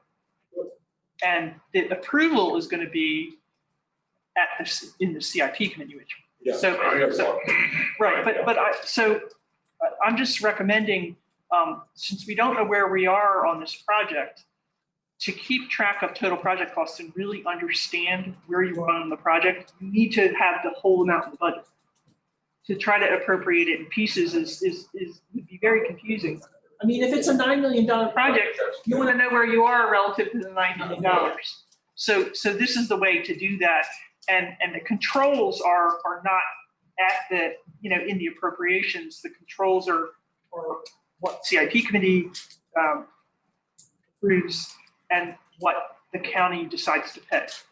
So I think there's significant enough controls to worry about that. So when we get this across to the school folks, the CIP committee, put it out like the purchase orders. The purchase orders to be approved by somebody for the money. That's what appropriation means. See, or see. So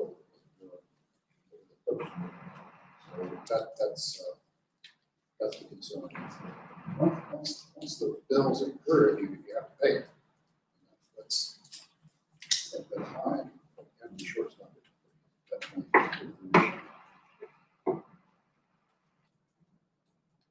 So it's a CIP committee. Yeah. Yeah.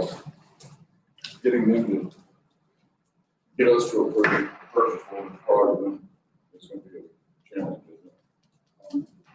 Yeah. Yes. What is that? Getting them to give us purchase orders so we can approve them prior to them doing it, even at the CIP level, will be an interesting process. Sounds fun. But, so this time though, we're challenging. we're cutting the checks though, right? Oh, yeah. And so that's the difference between this time and the last time. It's a big difference. Yeah, it's huge, yeah. So, but I take Jack's point. Yeah. We're gonna need to pass that on to Greg. All right. I do have one clarification, if it's okay. And I do feel like I'm always a bearer of bad news financial wise. I apologize. The 47,856 is not at 0%. The quote we have is 3.07. Oh. The 19 is at 0%. So I know that's going to impact your. They're the right numbers though, right? Those are the correct numbers, yeah. For the first year. So the question really is I haven't gotten an answer from anybody. Do you want to buy this and finance it, or what do you want to do with this ambulance? The third ambulance. Yes, you want to go ahead and buy it with financing. What do y'all think? That's a huge order just to get down. No paperwork on it. We gotta get some tabs or something on some of this paperwork. I'm telling you. There's just way too much. Hey, y'all want to proceed with this? Do we want to do the financing on it, or what's your recommendation? My recommendation is to leverage the CARES money. So I negotiated with the vendor to have delivery of this third truck by December 30th, which is in contract. So we've incurred it and it'll be in possession. And then to finalize, we need 4 total at some point. Doesn't have to be right now, but we've already budgeted for the third. So on CARES money straight out. Correct. You don't want to take delivery of the ambulance. Hopefully December 30th. will be in December. Because it's a CARES outfitted ambulance, so there's added safety precautions for the crew. Smart. What you go ahead. So I guess from what I've heard, the county really needs 2 ambulances. Yeah. Because the 4th ambulance, because there's liability issues related to what the rescue squad can provide, but there's also issues related to the age of their ambulances and the fact that he can't get like the disinfecting and all that stuff that you need to do. It's not as easy as in the new ambulances. So one thing you could do is you could move forward with the original ambulance as contemplated in the budget. That's the way. And then buy the 4th ambulance with CARES money. Because to buy two ambulances with CARES money puts a big dent in the total amount that you're getting. That's an ambulance 350. 330. 330. That's 20. That's fully outfitted. That's bells and whistles. That's wonderful. That's the way they should come. I would think that we would proceed with the financing on the third one. And then potentially we can start to talk about as planned. And then we can potentially talk about utilizing $330,000 of CARES money for the fourth ambulance. But my understanding, and Jack, please correct me if I'm wrong, is to utilize the CARES money, we have to literally have it in possession by the sentence. So it needs to be ordered. So it's ordered, we just, Yes, yes. Yes, if we can't show that we spent the money on COVID-related items, yes. He needs to buy it Use straight it as a code. So he can have it by So there's this issue too about how that CARES money is going to work, because there's all this different language. The first set of language said it had to be spent, which means you have to pay the bill. So in order to pay the bill, that means you have to actually have it. Right? But then the way most normal federal grants work is there's usually a 90-day commitment period after, and that's something I don't have an answer for, but there's usually a 90-day commitment period after the end of the federal grant. So if the grant ends at 12/31 and you have it committed by then, you have until March to actually liquidate it. Now, I mean, from as far as what I know is the guidance on the CARES Act money isn't final anyway. So right now, it's just a guesstimate. So if you didn't have possession December 30th, you're saying there'll be a potential grace period. I mean, the concern I have is that you make that commitment to buy an ambulance and then you find out later on either you're not going to have it in time, or somebody, or the final guidance comes out and all of a sudden you don't have the funding. I appreciate this. Seems like a good exercise. But I don't. What is more paper? Great. Good. It looks like we can do that. Thank you. Thank you. We can use CARES money for an ambulance. I think we're getting bogged down in something doesn't really particularly matter if you really want to treat it. We're going to buy a third ambulance. If we have to use CARES money to buy it straight out before December, then we certainly can do that because it's sitting there. And there's the potential, which we have not discussed at any length yet, of the fourth ambulance. And when we want to accelerate that process, and then we can use the financing that's already in place. That's my recommendation. With a longer period of time on delivery. Correct. So finance number 3, CARES. Pay straight out on number 3. For CARES. Oh, use out for CARES, okay. I mean, he's got, this is the EDM thing, and it says that they can use emergency medical transportation related to COVID. It's CARES Act, Treasury eligible, and FEMA PA eligible. What the heck is that? I don't know yet. I'm staying away from Find it. out, hopefully there's some money on that. Yeah. Oh, Right, the first grant's paid for all the way, the other one you have to pay, you have to call it some money. maybe we can get the fourth one on this 75% deal. And we only have to pay, what, 25%? Is that the way this is reading out? Well, we're way off topic here. So is this changing? No. I don't. So a third ambulance somehow, by finance, is included in this resolution, or at least the beginning of the purchase. But we don't, if we're going to approve the dang thing, and there's the potential that we will do the fourth one, you might as well just approve this, and the CARES money is a completely separate mechanism. When's the first payment due on this third ambulance, if we were to go with the financing? I don't know. It's certainly not due before you get it. Exactly. So, it doesn't particularly matter. Let's approve this, and we always can pull it back. I mean, he's gonna know he's gonna need, and MJ's certainly gonna get it to us, a supplemental or something of that caliber to approve that financing payment. We know we're gonna get a third one. Let's figure it out, and then come back to us and talk to us about a fourth ambulance and what we need to do with the third ambulance. It sounds like we need to buy it straight out. We'll figure that out and come back to us. Where are we at now? So if you approve everything that's in here, then all you need to approve the motion to approve resolution 20. Right. Anybody have any questions on 2020-21 with all of this?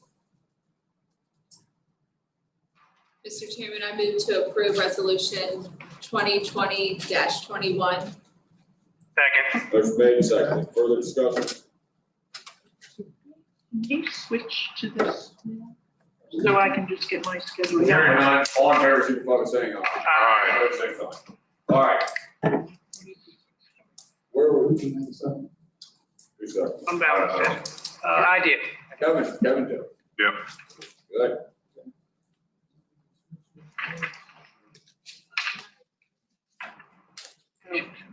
I want to walk you through the schedule that I put together. So we have to.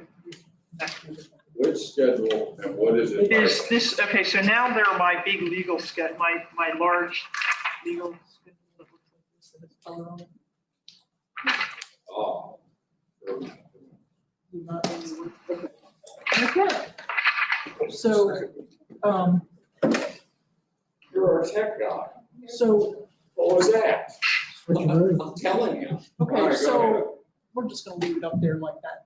This, I was asked to, obviously you have to assign fund balances at the end of the year. And before you can do that, I have to come up with estimates of what the fund balances are gonna actually be. So if you look at column D starts out at your ending balances and fund balance at 2019. You had a total of 16,503,000 in fund balance. I'm not gonna walk through the differences. I'm not gonna talk about column F. I am gonna talk about column H. Column H, if you look at the 1,077,000, that's what the FY20 budget says. You needed to use that much fund balance in order to balance your budget. So what I'm saying is, I think you're gonna come out 750,000 positive. You may come out a little bit more than that. I'm not putting myself out there to make any commitment on that. Also, what happens is the $115,000 that we have as in a debt reserve account associated with the 2017 refinancing, that frees up. So that gives you a little bit more fund balance. You used $20,000 in the tourism restricted fund balance to make the down payment on our long-term lease to own. So what that means is, combination of all those things is, you still have a net drag on your fund balance related to your FY20 budget of $462,000.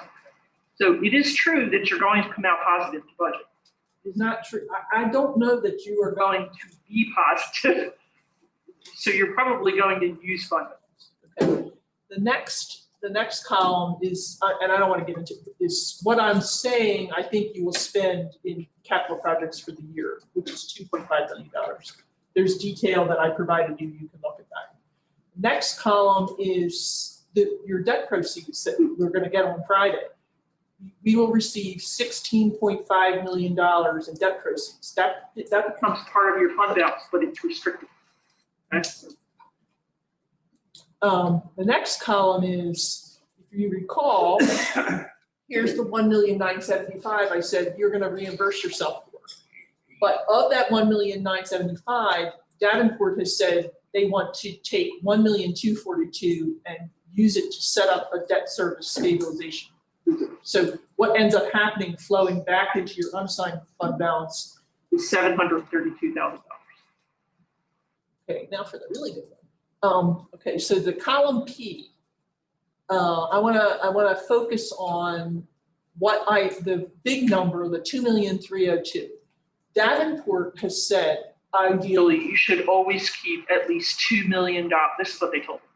You should at least keep $2 million assigned for fund balance.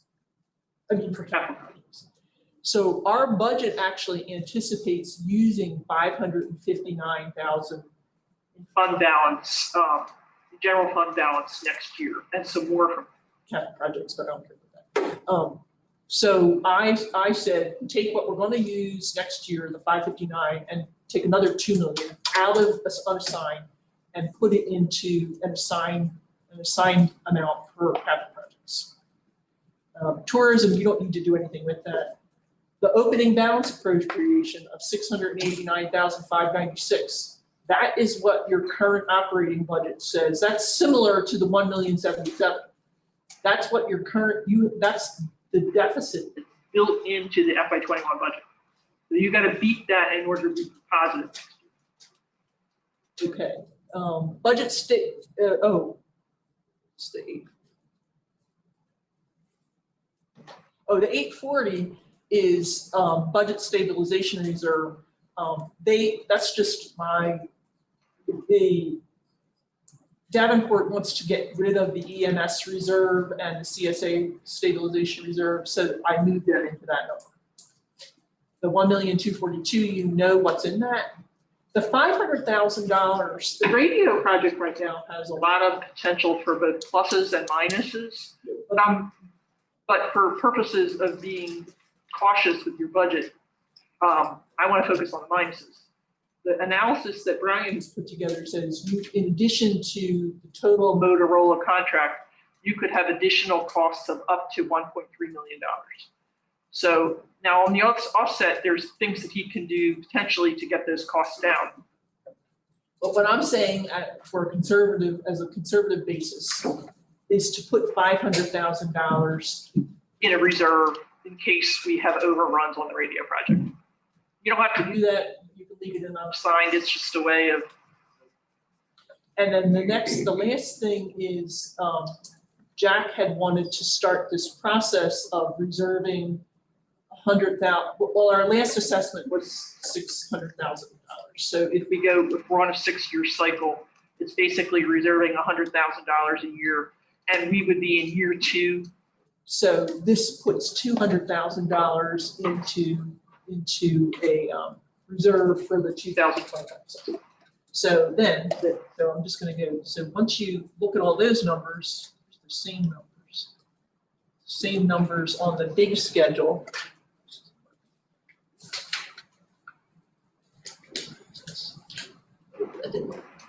Sorry. I have to. Okay, so. Okay, so the top level schedule, which I gave you, there's a little color on it, tells you, I just want to point something out. Unassigned with all of these numbers, based on the original budget, which is not how you would do this at the end of the year because you'd have actual numbers.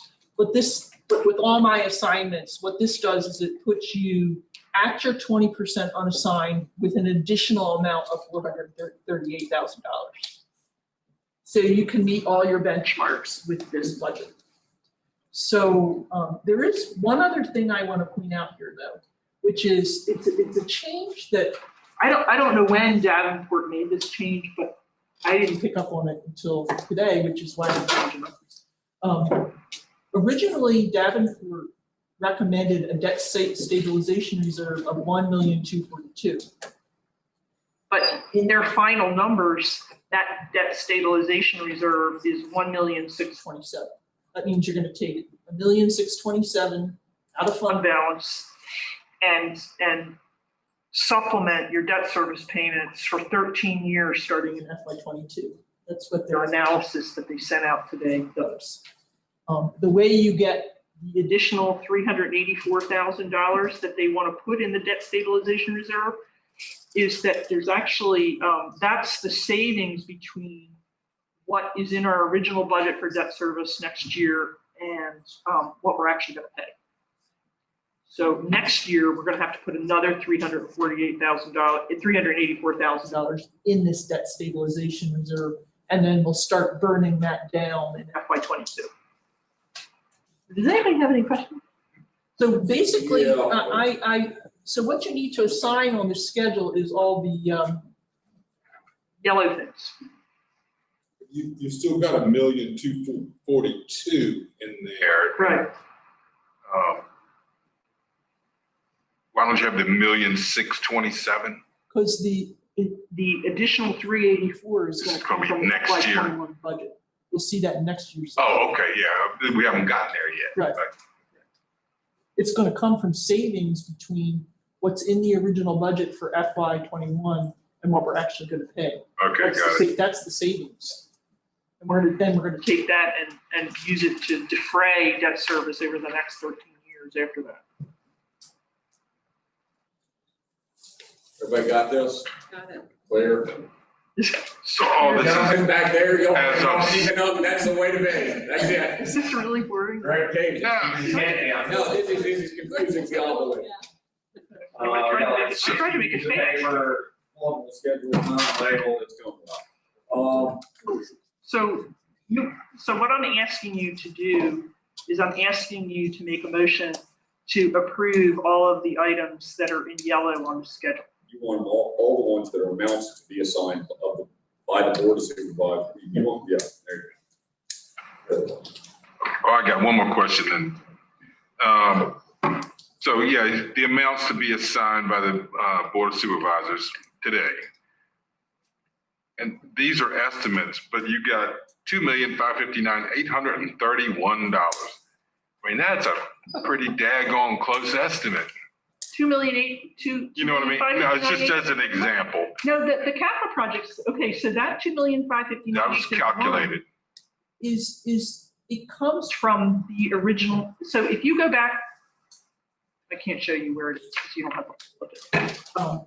If you go back to your general fund capital budget for FY '21, it says that, as a source, your use of general fund balance for FY '21 will be 559,831. That's not an estimate. Oh, and then you just put an What additional the 2 estimate, million. where the estimate is, the estimates are in that unassigned number. And that is totally a function of, Where we're gonna be at the end of the year, we don't know that yet. Good. so that's one of the reasons why you don't want to assign everything to get down to that 20%. You want to leave yourself some cushion in that number because we're several months away from knowing where we're going to be at the end of the year. And I do want to talk about encumbrances too, just briefly. I'm not gonna put them on the screen. So, I'm butchering, what you're doing is you're budgeting your savings, which is a good exercise. Right. And helps address this issue. We have so much money in the account, we can cash for these projects. That's the source of where we started on this system exercise to this degree. One issue that we might be aware of is that this idea of the stabilization reserve came about during the time before we talked about, we were serious about refinancing existing debt. So if you look at the data cash flow payments, it is very low. So what we're doing here is we're taking county savings and paying that debt for the next few years. So at some point that will run out and we're going to be in this deficit. Right? Does that make sense? So there's a stabilization fund concept came back when we thought we were going to have much higher debt payments for the next 5 years maybe. Way back, and then we're going to lower. So what this does is this is the analysis that's in it. What this 1.242 million plus the additional amount they want next year, what that does is it allows you to pay for all of this increased debt service with a 1 penny tax increase in 2022. That's the other side of this. I thought it was 1/1 versus That's- 0 to 1. But it 2023 was the next tax increase. Yeah. Or, yeah, I guess. So. Yeah, and this is just this. Yes. All right. So Yes. We need to. We need to assign these amounts that are in yellow presented on the projected fund balances tonight. Yes, sir, Mr. Chairman, I move to approve the fund balance designations as proposed by staff. Second. Motion made and seconded. Further discussion? Hearing none, all in favor, signify by saying aye. Aye. Opposed, same sign. Okay, so one other thing I was asked to do, and I'll is I was asked to come up with estimated FY '21 year, and you actually need to make a motion. This is this page, it's a single page. The one that says estimated FY '20 year-end encumbrances. Yeah, so you can't actually figure out what the numbers are right now, because you can't figure that out. You don't know what the numbers are until after the end of the year. In a lot of cases, we haven't been billed for doing that, so I can't tell you what the encumbrances are. So what, and this actually, I mean, I had David Foley research this several years ago. And I can give you accounting notation for this. The only thing that the literature requires you to do is to make a motion approving, I have the language. You have to approve the process to say you're going to encumber outstanding commitments before the end of the year. So you have to make that motion today. You don't need to actually define what those amounts are, because you can't, because we don't know what they are. So, but before you make that motion, I just wanted to, I have run through where I think some of the encumbrances are going to be. A lot of these things don't reflect, they reflect payments through May. In the general fund, the biggest thing, which Cardi asked about before, besides the cars, the sheriff, is there's still $37,000 outstanding on the collection and evaluation contract. And the sheriff has not bought his vehicles yet, or he doesn't have them. So that's 100. They're gonna be delivered, those 7. As long as he has them ordered, we can. I'm not going to go through all this, but on the school capital projects, there's going to be about 133,000 that we're going to probably have to, and these are non-primary school projects. That's probably going to have to be encumbered. And then there's other things that we'll have to appropriate carry forwards for. One is the E911 Next Gen project. The offset to that is not fund balance, it's grant revenue. So it's an adjustment we have to make, but you don't require encumbrance of fund balance. On the admin building, on the public radio, on the primary school, all of that money will be coming out of the line item, that $14,525,000 that's up there.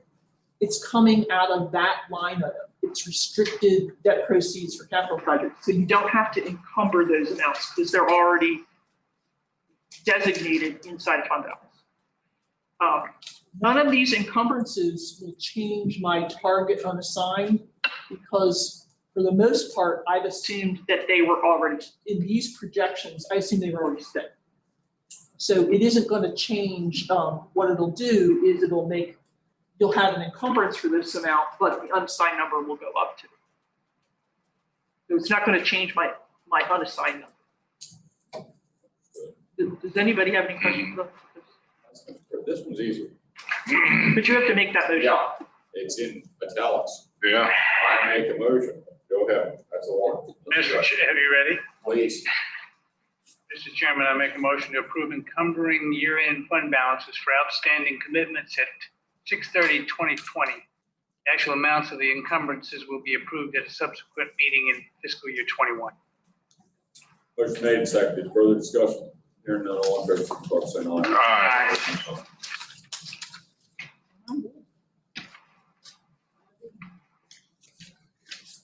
Aye. All right. All right. What about this, MJ? What about if you bring us, if we get you like 5 more zip drives, or the little things, could we get those instead of like this pile? I mean, it's gotta be easier than. So I thought this stuff was gonna be, we know that you've got time limitations and getting them to us early, that's not, I don't. Yeah, this was a pretty significant amount of work. Yeah, And in the middle of this, I also had to work a lot on that loan closing, and I was also working on Think IT. I mean, I can give you documents on a thumb drive, but typically this stuff is normally in the agenda packet. I'm just an option moving forward. And just something that I would appreciate because it's a lot of work that is on paper that is going to get thrown away eventually. And that's a shame. It is a shame. Let's do drive. Let's move on. There's money, Hobbs. Not through that. What's that?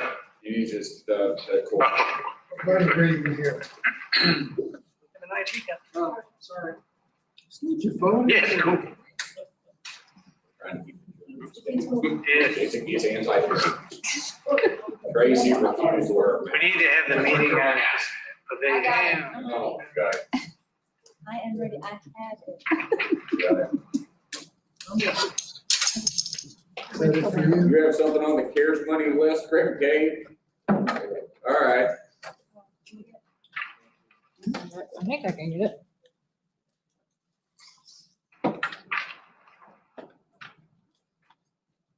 What we have for you this evening is I guess, some material that might support the discussion. This is very preliminary.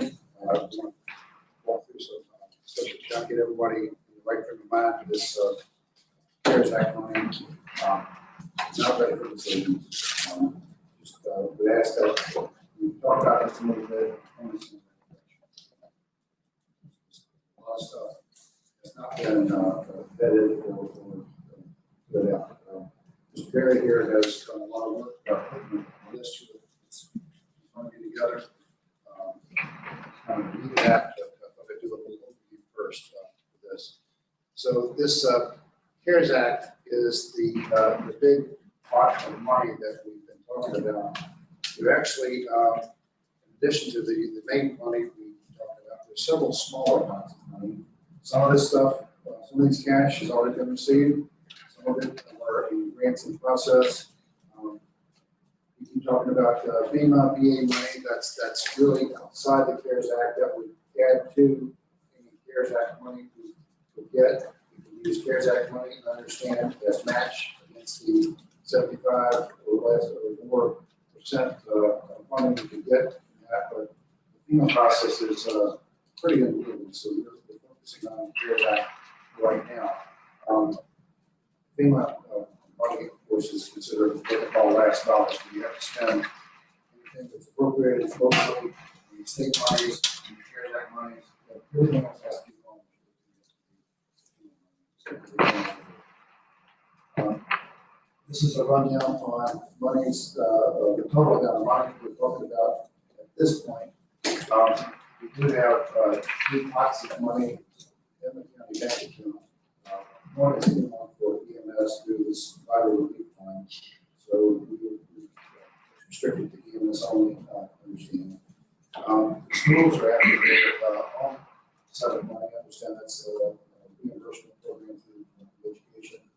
The sheriff's plans to apply for money and the registrar assigned papers for their money a while back. These are, this is automatic as you can get without cash being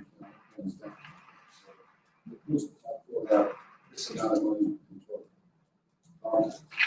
There are restrictions and every piece of literature, every document you see on CARES money has this clause. These clauses straight out of the CARES Act.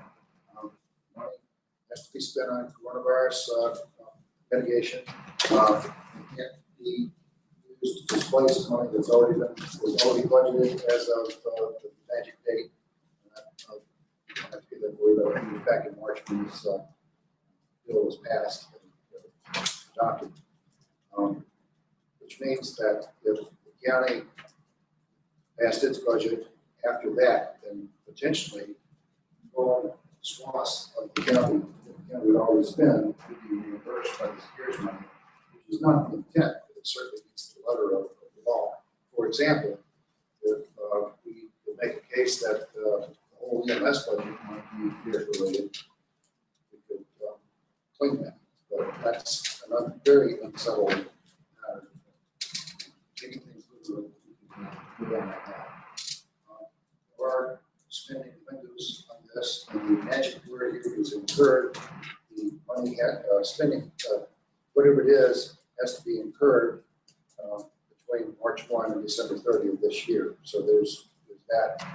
And this is unsettled yet to some degree, but I understand it means that we need to have whatever it is, all received and check cut with that. But, as I said earlier,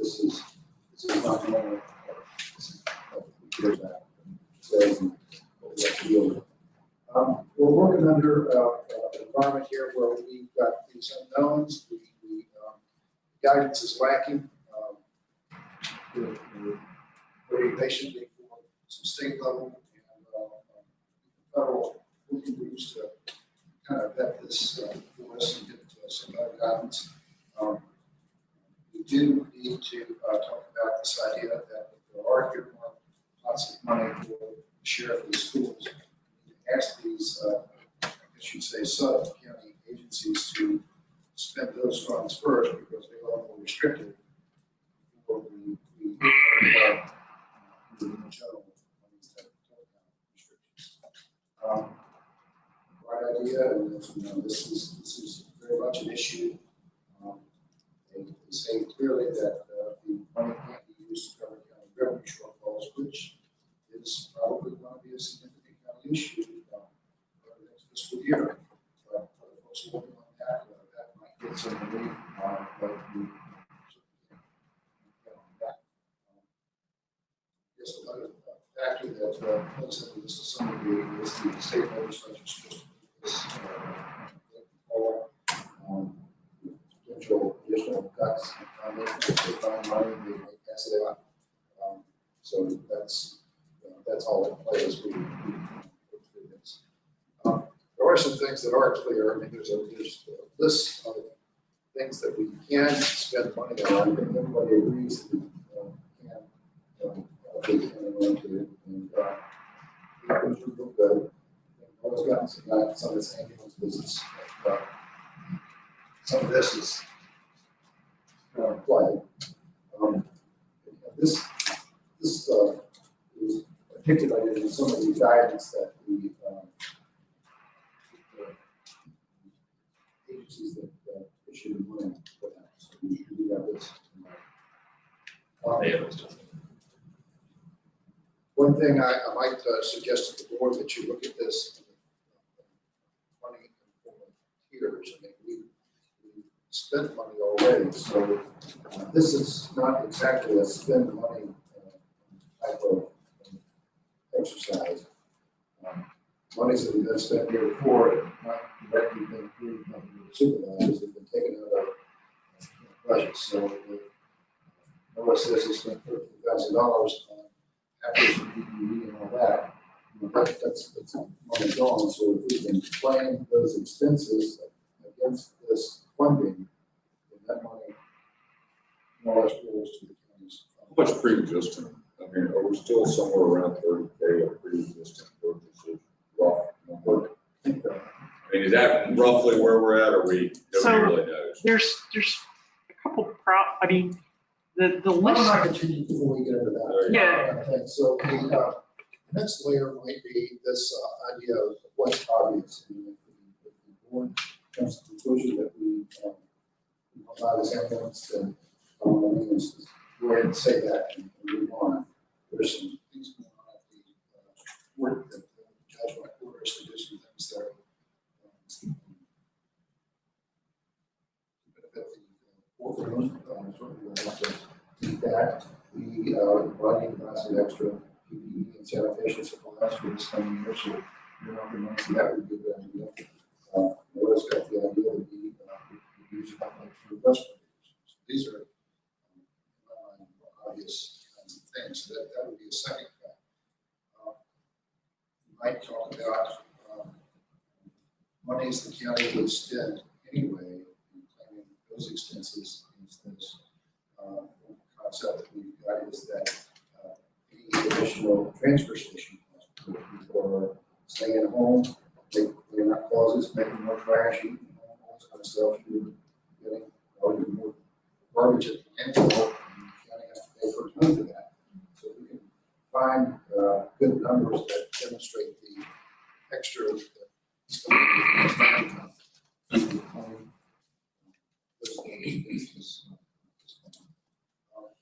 then you get down to new projects and initiatives, and that's what largely is focused on. So with that, you've got Alan's list in front of you. What's the total number of ideas? Alan? 69, there might be some overlap. The numbers are not complete. These are just ideas that we feedback. We do need feedback from the board on that. We've got an awful lot of guidance. Everybody that wants to dig into this and some information we do have. But we'll keep doing that. So I think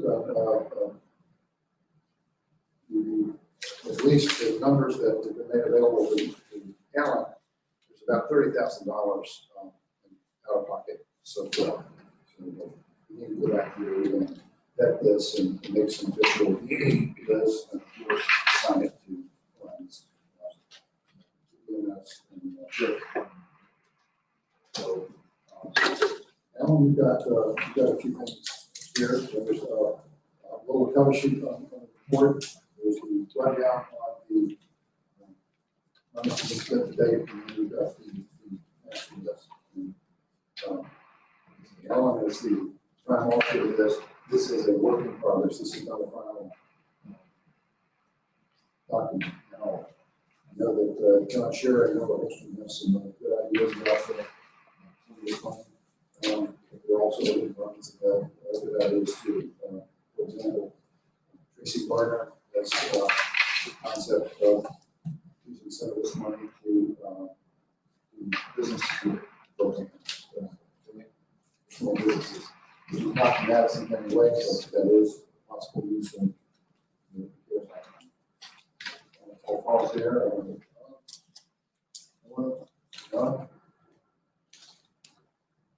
I had a couple things here. Number one, the way that we've accounted for this money, I guess maybe I should ask you, we have a separate fund set up for this because Stephanie wanted to keep track of this separately. So we have created a separate fund called Fund 14. It's basically called a special revenue account. All of the revenue that we've gotten to date is sitting in this new fund. We don't have any expenses right now because I have no appropriations from the board to code any of this money to Fund 14. I've worked with RDA, so RDA has recreated the general fund chart of accounts in Fund 14. And to the extent that we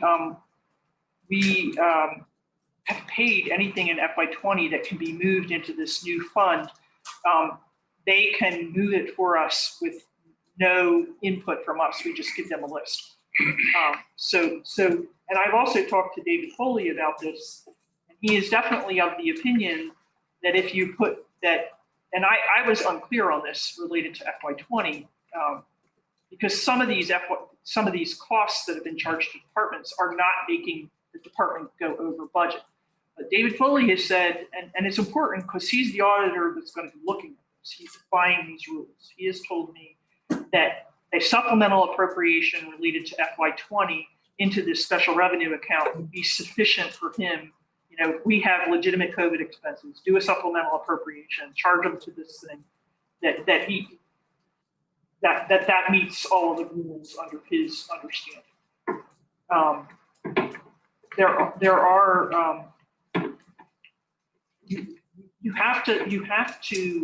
you only have until the end of August to do supplemental appropriations for FY20, which now means you have 3 meetings. You have 3 meetings left to figure out what you're going to charge to FY20 for this. The other thing I can tell you, I get copied on all of the emails that go back on big things. They go back and forth between local finance directors and every neighboring county that has appropriated this has had a public hearing on it because it's over $1 million. It hits our 1%. So I think, like, even if you were to try to appropriate this in pieces, I don't know how you get around having a public hearing on spending $1.2 million. So that puts another dent into your budget, into your time frame on how to figure all of this out. Because now you have to have a public hearing before you can do anything, before you can appropriate.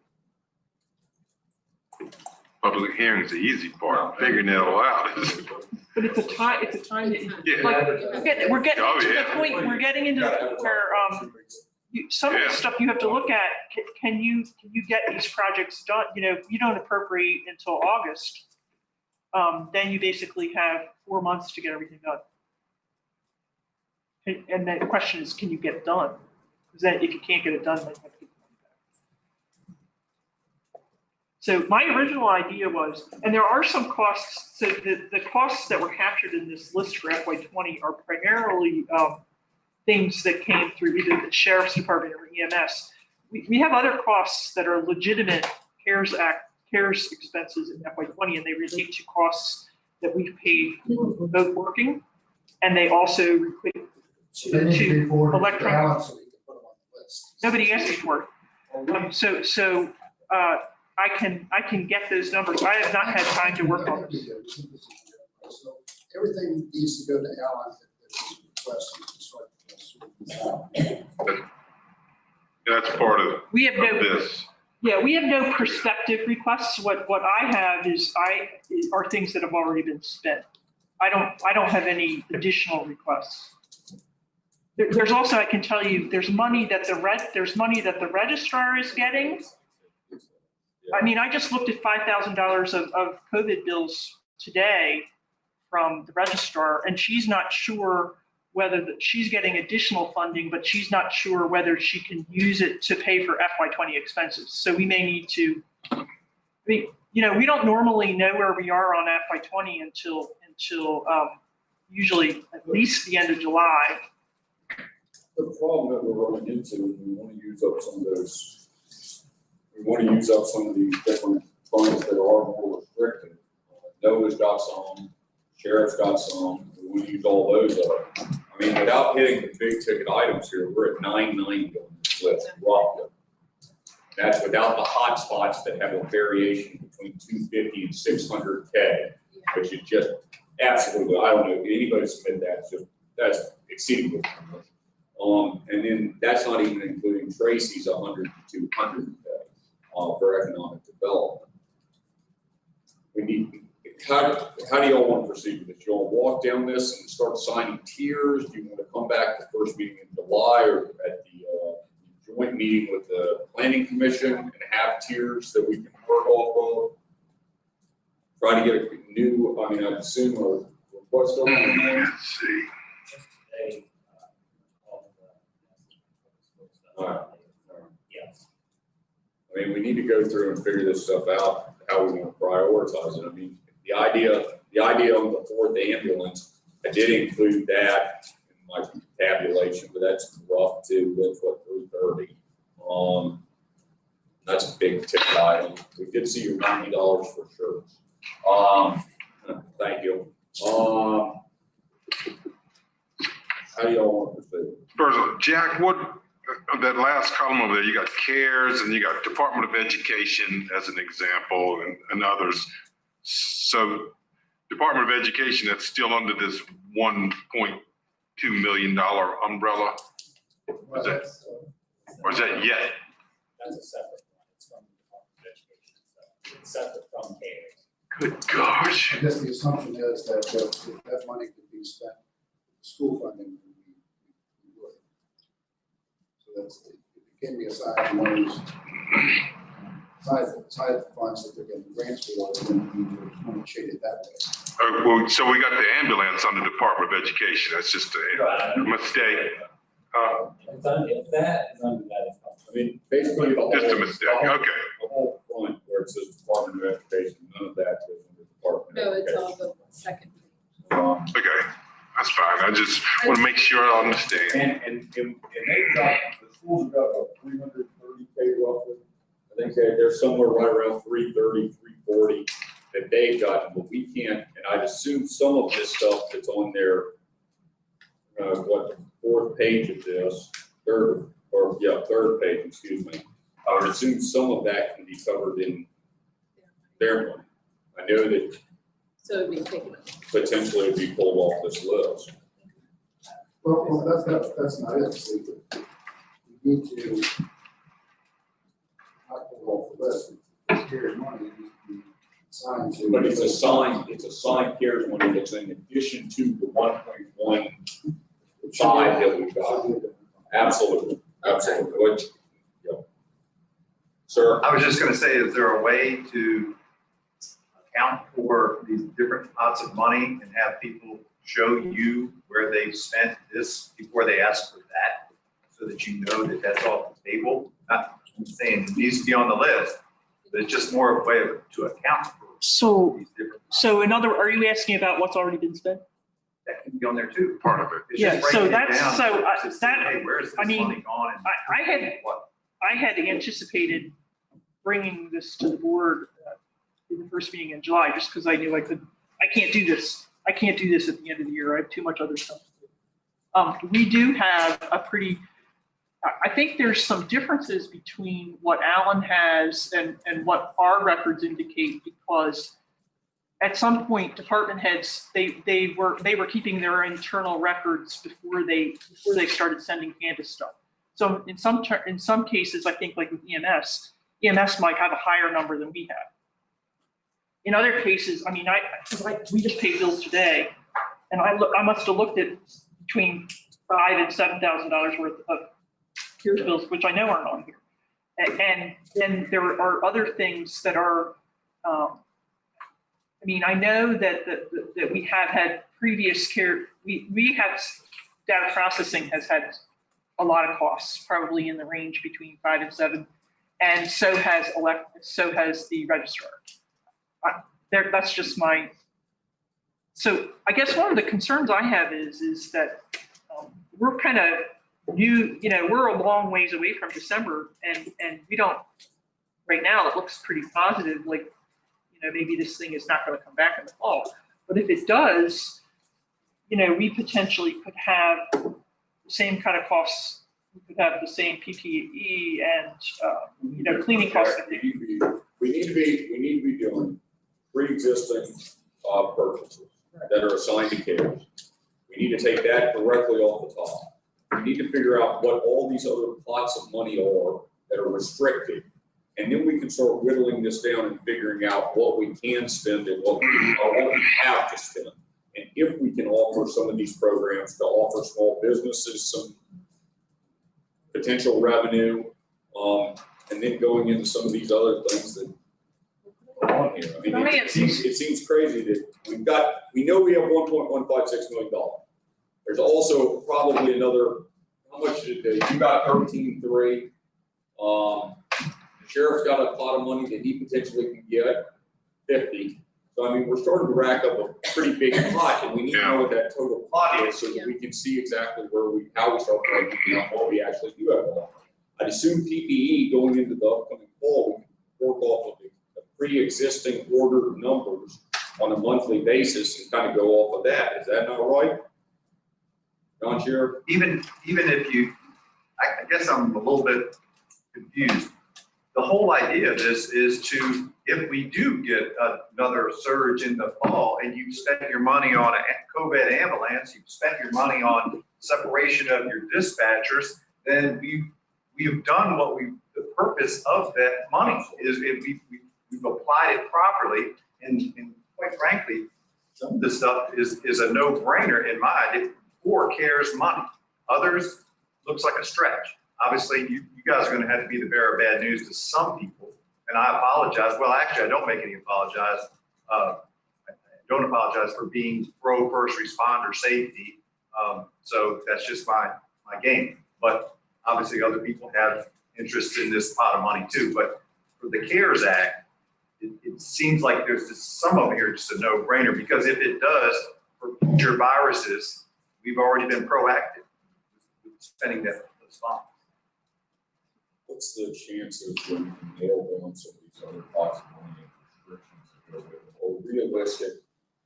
or realistic yeses on restrictions to go with? We can give these another status is. We can do that and start maybe this. Yeah. I mean, what was here. We do need to do the fiscal year 20, what we spent, yes, Absolutely. Just whatever it is, whatever we need to do, get that straight. But then I think my sense is maybe at the next board meeting, come up with a list of, okay, here's some obvious things, just turn that doors, be done with it. And, you know, obviously, if we're talking over $1 million, we can have a budget on that. Maybe we can live with that schedule. That's, those are all mechanical things. The bigger swaths of things are things like if you like the idea of purchasing this, this money, or get that nailed down for you. If you are willing to strongly consider a small business assistance program, it's to Tracy, keep developing that. And I guess my idea is that we might ask the folks in the IDA to help shape that. We need some help, how much money we're talking about, what the goals are, things like that, because we're not.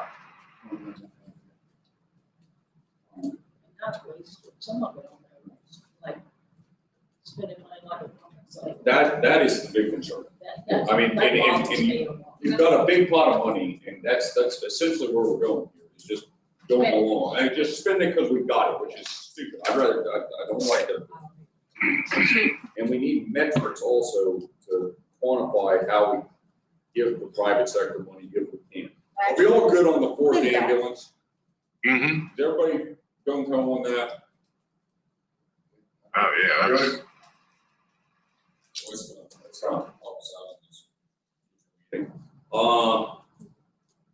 There you go. Fourth ambulance, that one's big ticket item, there you go. What do you got, MJ? So I don't know. I mean, maybe I need to talk to the auditors and maybe Sean can give us an opinion on this. But basically, you're going to need an appropriation for both FY20 and FY21. This money is, some of it we're going to use inside of our FY20 calendar year, and some of it's going to be in our FY21 year. So if possible, if we could do an appropriation, in the, I would really like to get the number nailed down for what we've already spent and get that a supplemental appropriation for FY20. And assuming we can, for FY21, we'll have to have a public hearing. But I don't know how you have a public hearing. I don't know how you have a public hearing when you're on 2 different fiscal years. I don't know how that would work. No, I mean, the criteria has to. Could we go ahead, could you work on getting the language prepared for us for doing, and I'm worried about saying August 5th or August, excuse me. It'd be August 11th will be our first. I'm kind of skeptical if we can get all this together by then. I'm thinking we probably have to do the second meeting in August, which will be August 25th. But that gives you a big window of time to get the thing in, and all we have to do is add a number into it. That a proactive approach. We can do that. This is just delaying for the public hearing itself. Yes, if we've got one. I mean, I think that's on that side. We need to know what we've already spent. We need to know what the pots of money are. I mean, if it's 50 at the sheriff, I assume you're probably qualified for some more money somewhere. Not going to be great. We gave you your money. And anybody else that's got it, and then we can start figuring out based on the total number of how we assign this, and we can figure out how to us. Is there any way we could potentially get this list of pot of money so we could be ready on next Wednesday at the planning meeting? Would that be a time that we could at least have something in place so that we can talk about this in a more educated way on the 7th? There we go. So I'm going to bring this up again. The first meeting in July, I was anticipating bringing to you a supplemental appropriation for CARES Act money for FY20. And my guess right now is it's going to be somewhere around $40,000. Is that something you would consider doing, or do you feel like you have to do it all at one time? at the same time. But it definitely doesn't need to come out of the CARES money, not out of Because Just auditor. you have to, because in order to be able to utilize it, you have to move it into a separate fund and you need a supplemental appropriation. This is per, that's right, but you, right, yeah. And they will. And funding on that order wouldn't require a public hearing? Well, that's the question is can you carve out the FY20 piece and just say, we already spent it? It's one, that's the way I would do it. I mean, what are we playing this thing out? I'd rather, as we know we have it, that we can kind of move it into making sure we're reimbursed. That's how I think of it. Yeah. You I got this last week from him. You absolutely have to do a supplemental appropriation. So bring us a supplemental on pre-existing stuff. But that won't be all of FY20 because we won't know where we are on FY20 until probably the end of July. I will do that. What else do we need? Well, yeah, that's what I was, so all the money spent in FY20 on COVID stuff, you'll know that by our first meeting in July? There's trailing costs. But I would like to get it moved. Get as much done as you can. Yeah, I'd rather not, there's a lot of legwork I don't want to go and bore everyone to tears about the work involved in moving, $100 invoices to a different fund, but there's a lot of. Yeah, sure. I mean, there will be some tailing costs, but we'll capture the majority of it prior to. And just let the other, what's left, just let it go. No, or we can use more of it. You can do a holdback, I guess. You could see where you are as of July 12th and we could talk to people and ask them. I think the biggest concern would be the credit, what's coming through on credit cards. Right. Okay. See what you can get. We could put together a list and circulate it to departments and say, is there anything else that's of that's missing? All right, MJ's gonna get that for the next meeting. What else do we want to break this down so we can understand CARES request easier? Anything else we need? No. Yes, so with Alan over there, he's gonna be the czar. Good. Czar is better. Anytime you can use that. And you're gonna figure out all the other funds. Potential funds that are available.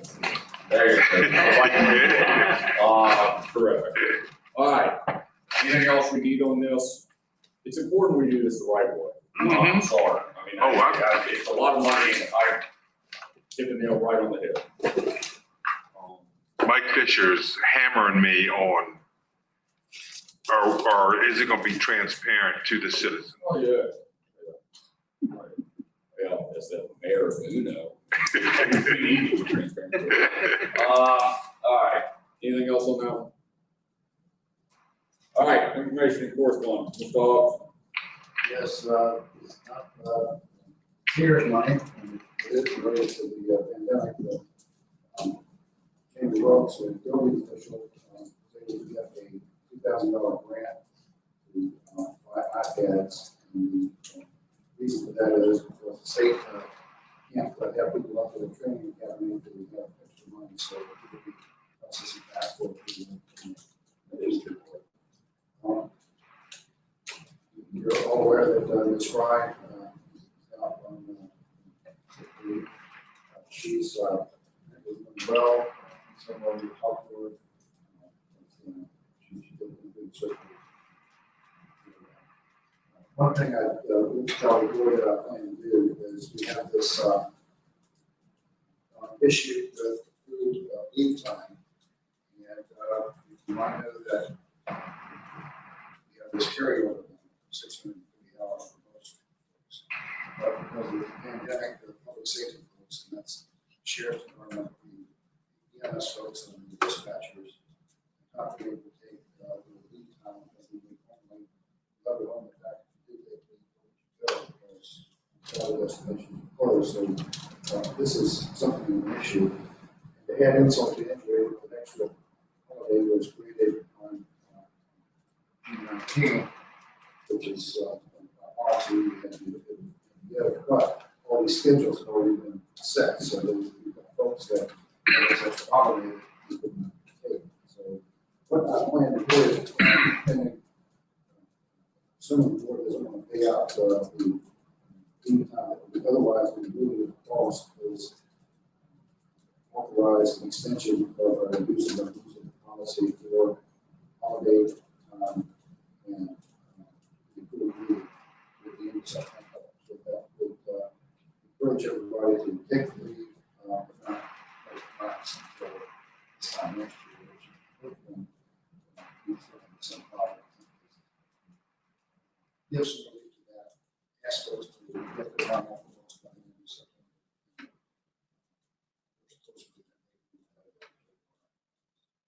We have a problem with that. I think pretty acceptable. Yeah. I think it's a pretty good idea. Yeah. Anybody else got anything? ERA is starting music in the park. I think the first one's August 14th. Be a lot of fun. I'm out support that. Anybody else got anything? I have just one comment. So they didn't get the supported documentation? They didn't get the other documentation that was submitted along with this? Okay. Too much detail. Okay, because I've already gotten the. Just have to do with the shelf. I don't have. The shelf. The shelf doesn't need. You were really. No, it's for the business. You do have metrics? I do have metric possible tenants. And also, we had discussed with a couple of members of the IDA using a company in Charlottesville, if we did it, Community Investment Collaboration. They actually put something on the county portal. They score the grants, so it wouldn't be, that would make it easier. But to John Shear's point, first responders, ambulances, everything trumps this, obviously. Yeah. Sure. But people are definitely struggling. Just a couple days I had that little blurb up, lots of responses. If you have questions for Tracy on this, reach out. Right thing to do. Anybody else have anything? No closed session this evening. Public comment. Public comment. Livingston. Are we rocking? Yeah. Got a lot of public comment. The sound got better. Sound good. Good. Somebody had something that was supposed to be waiting for that.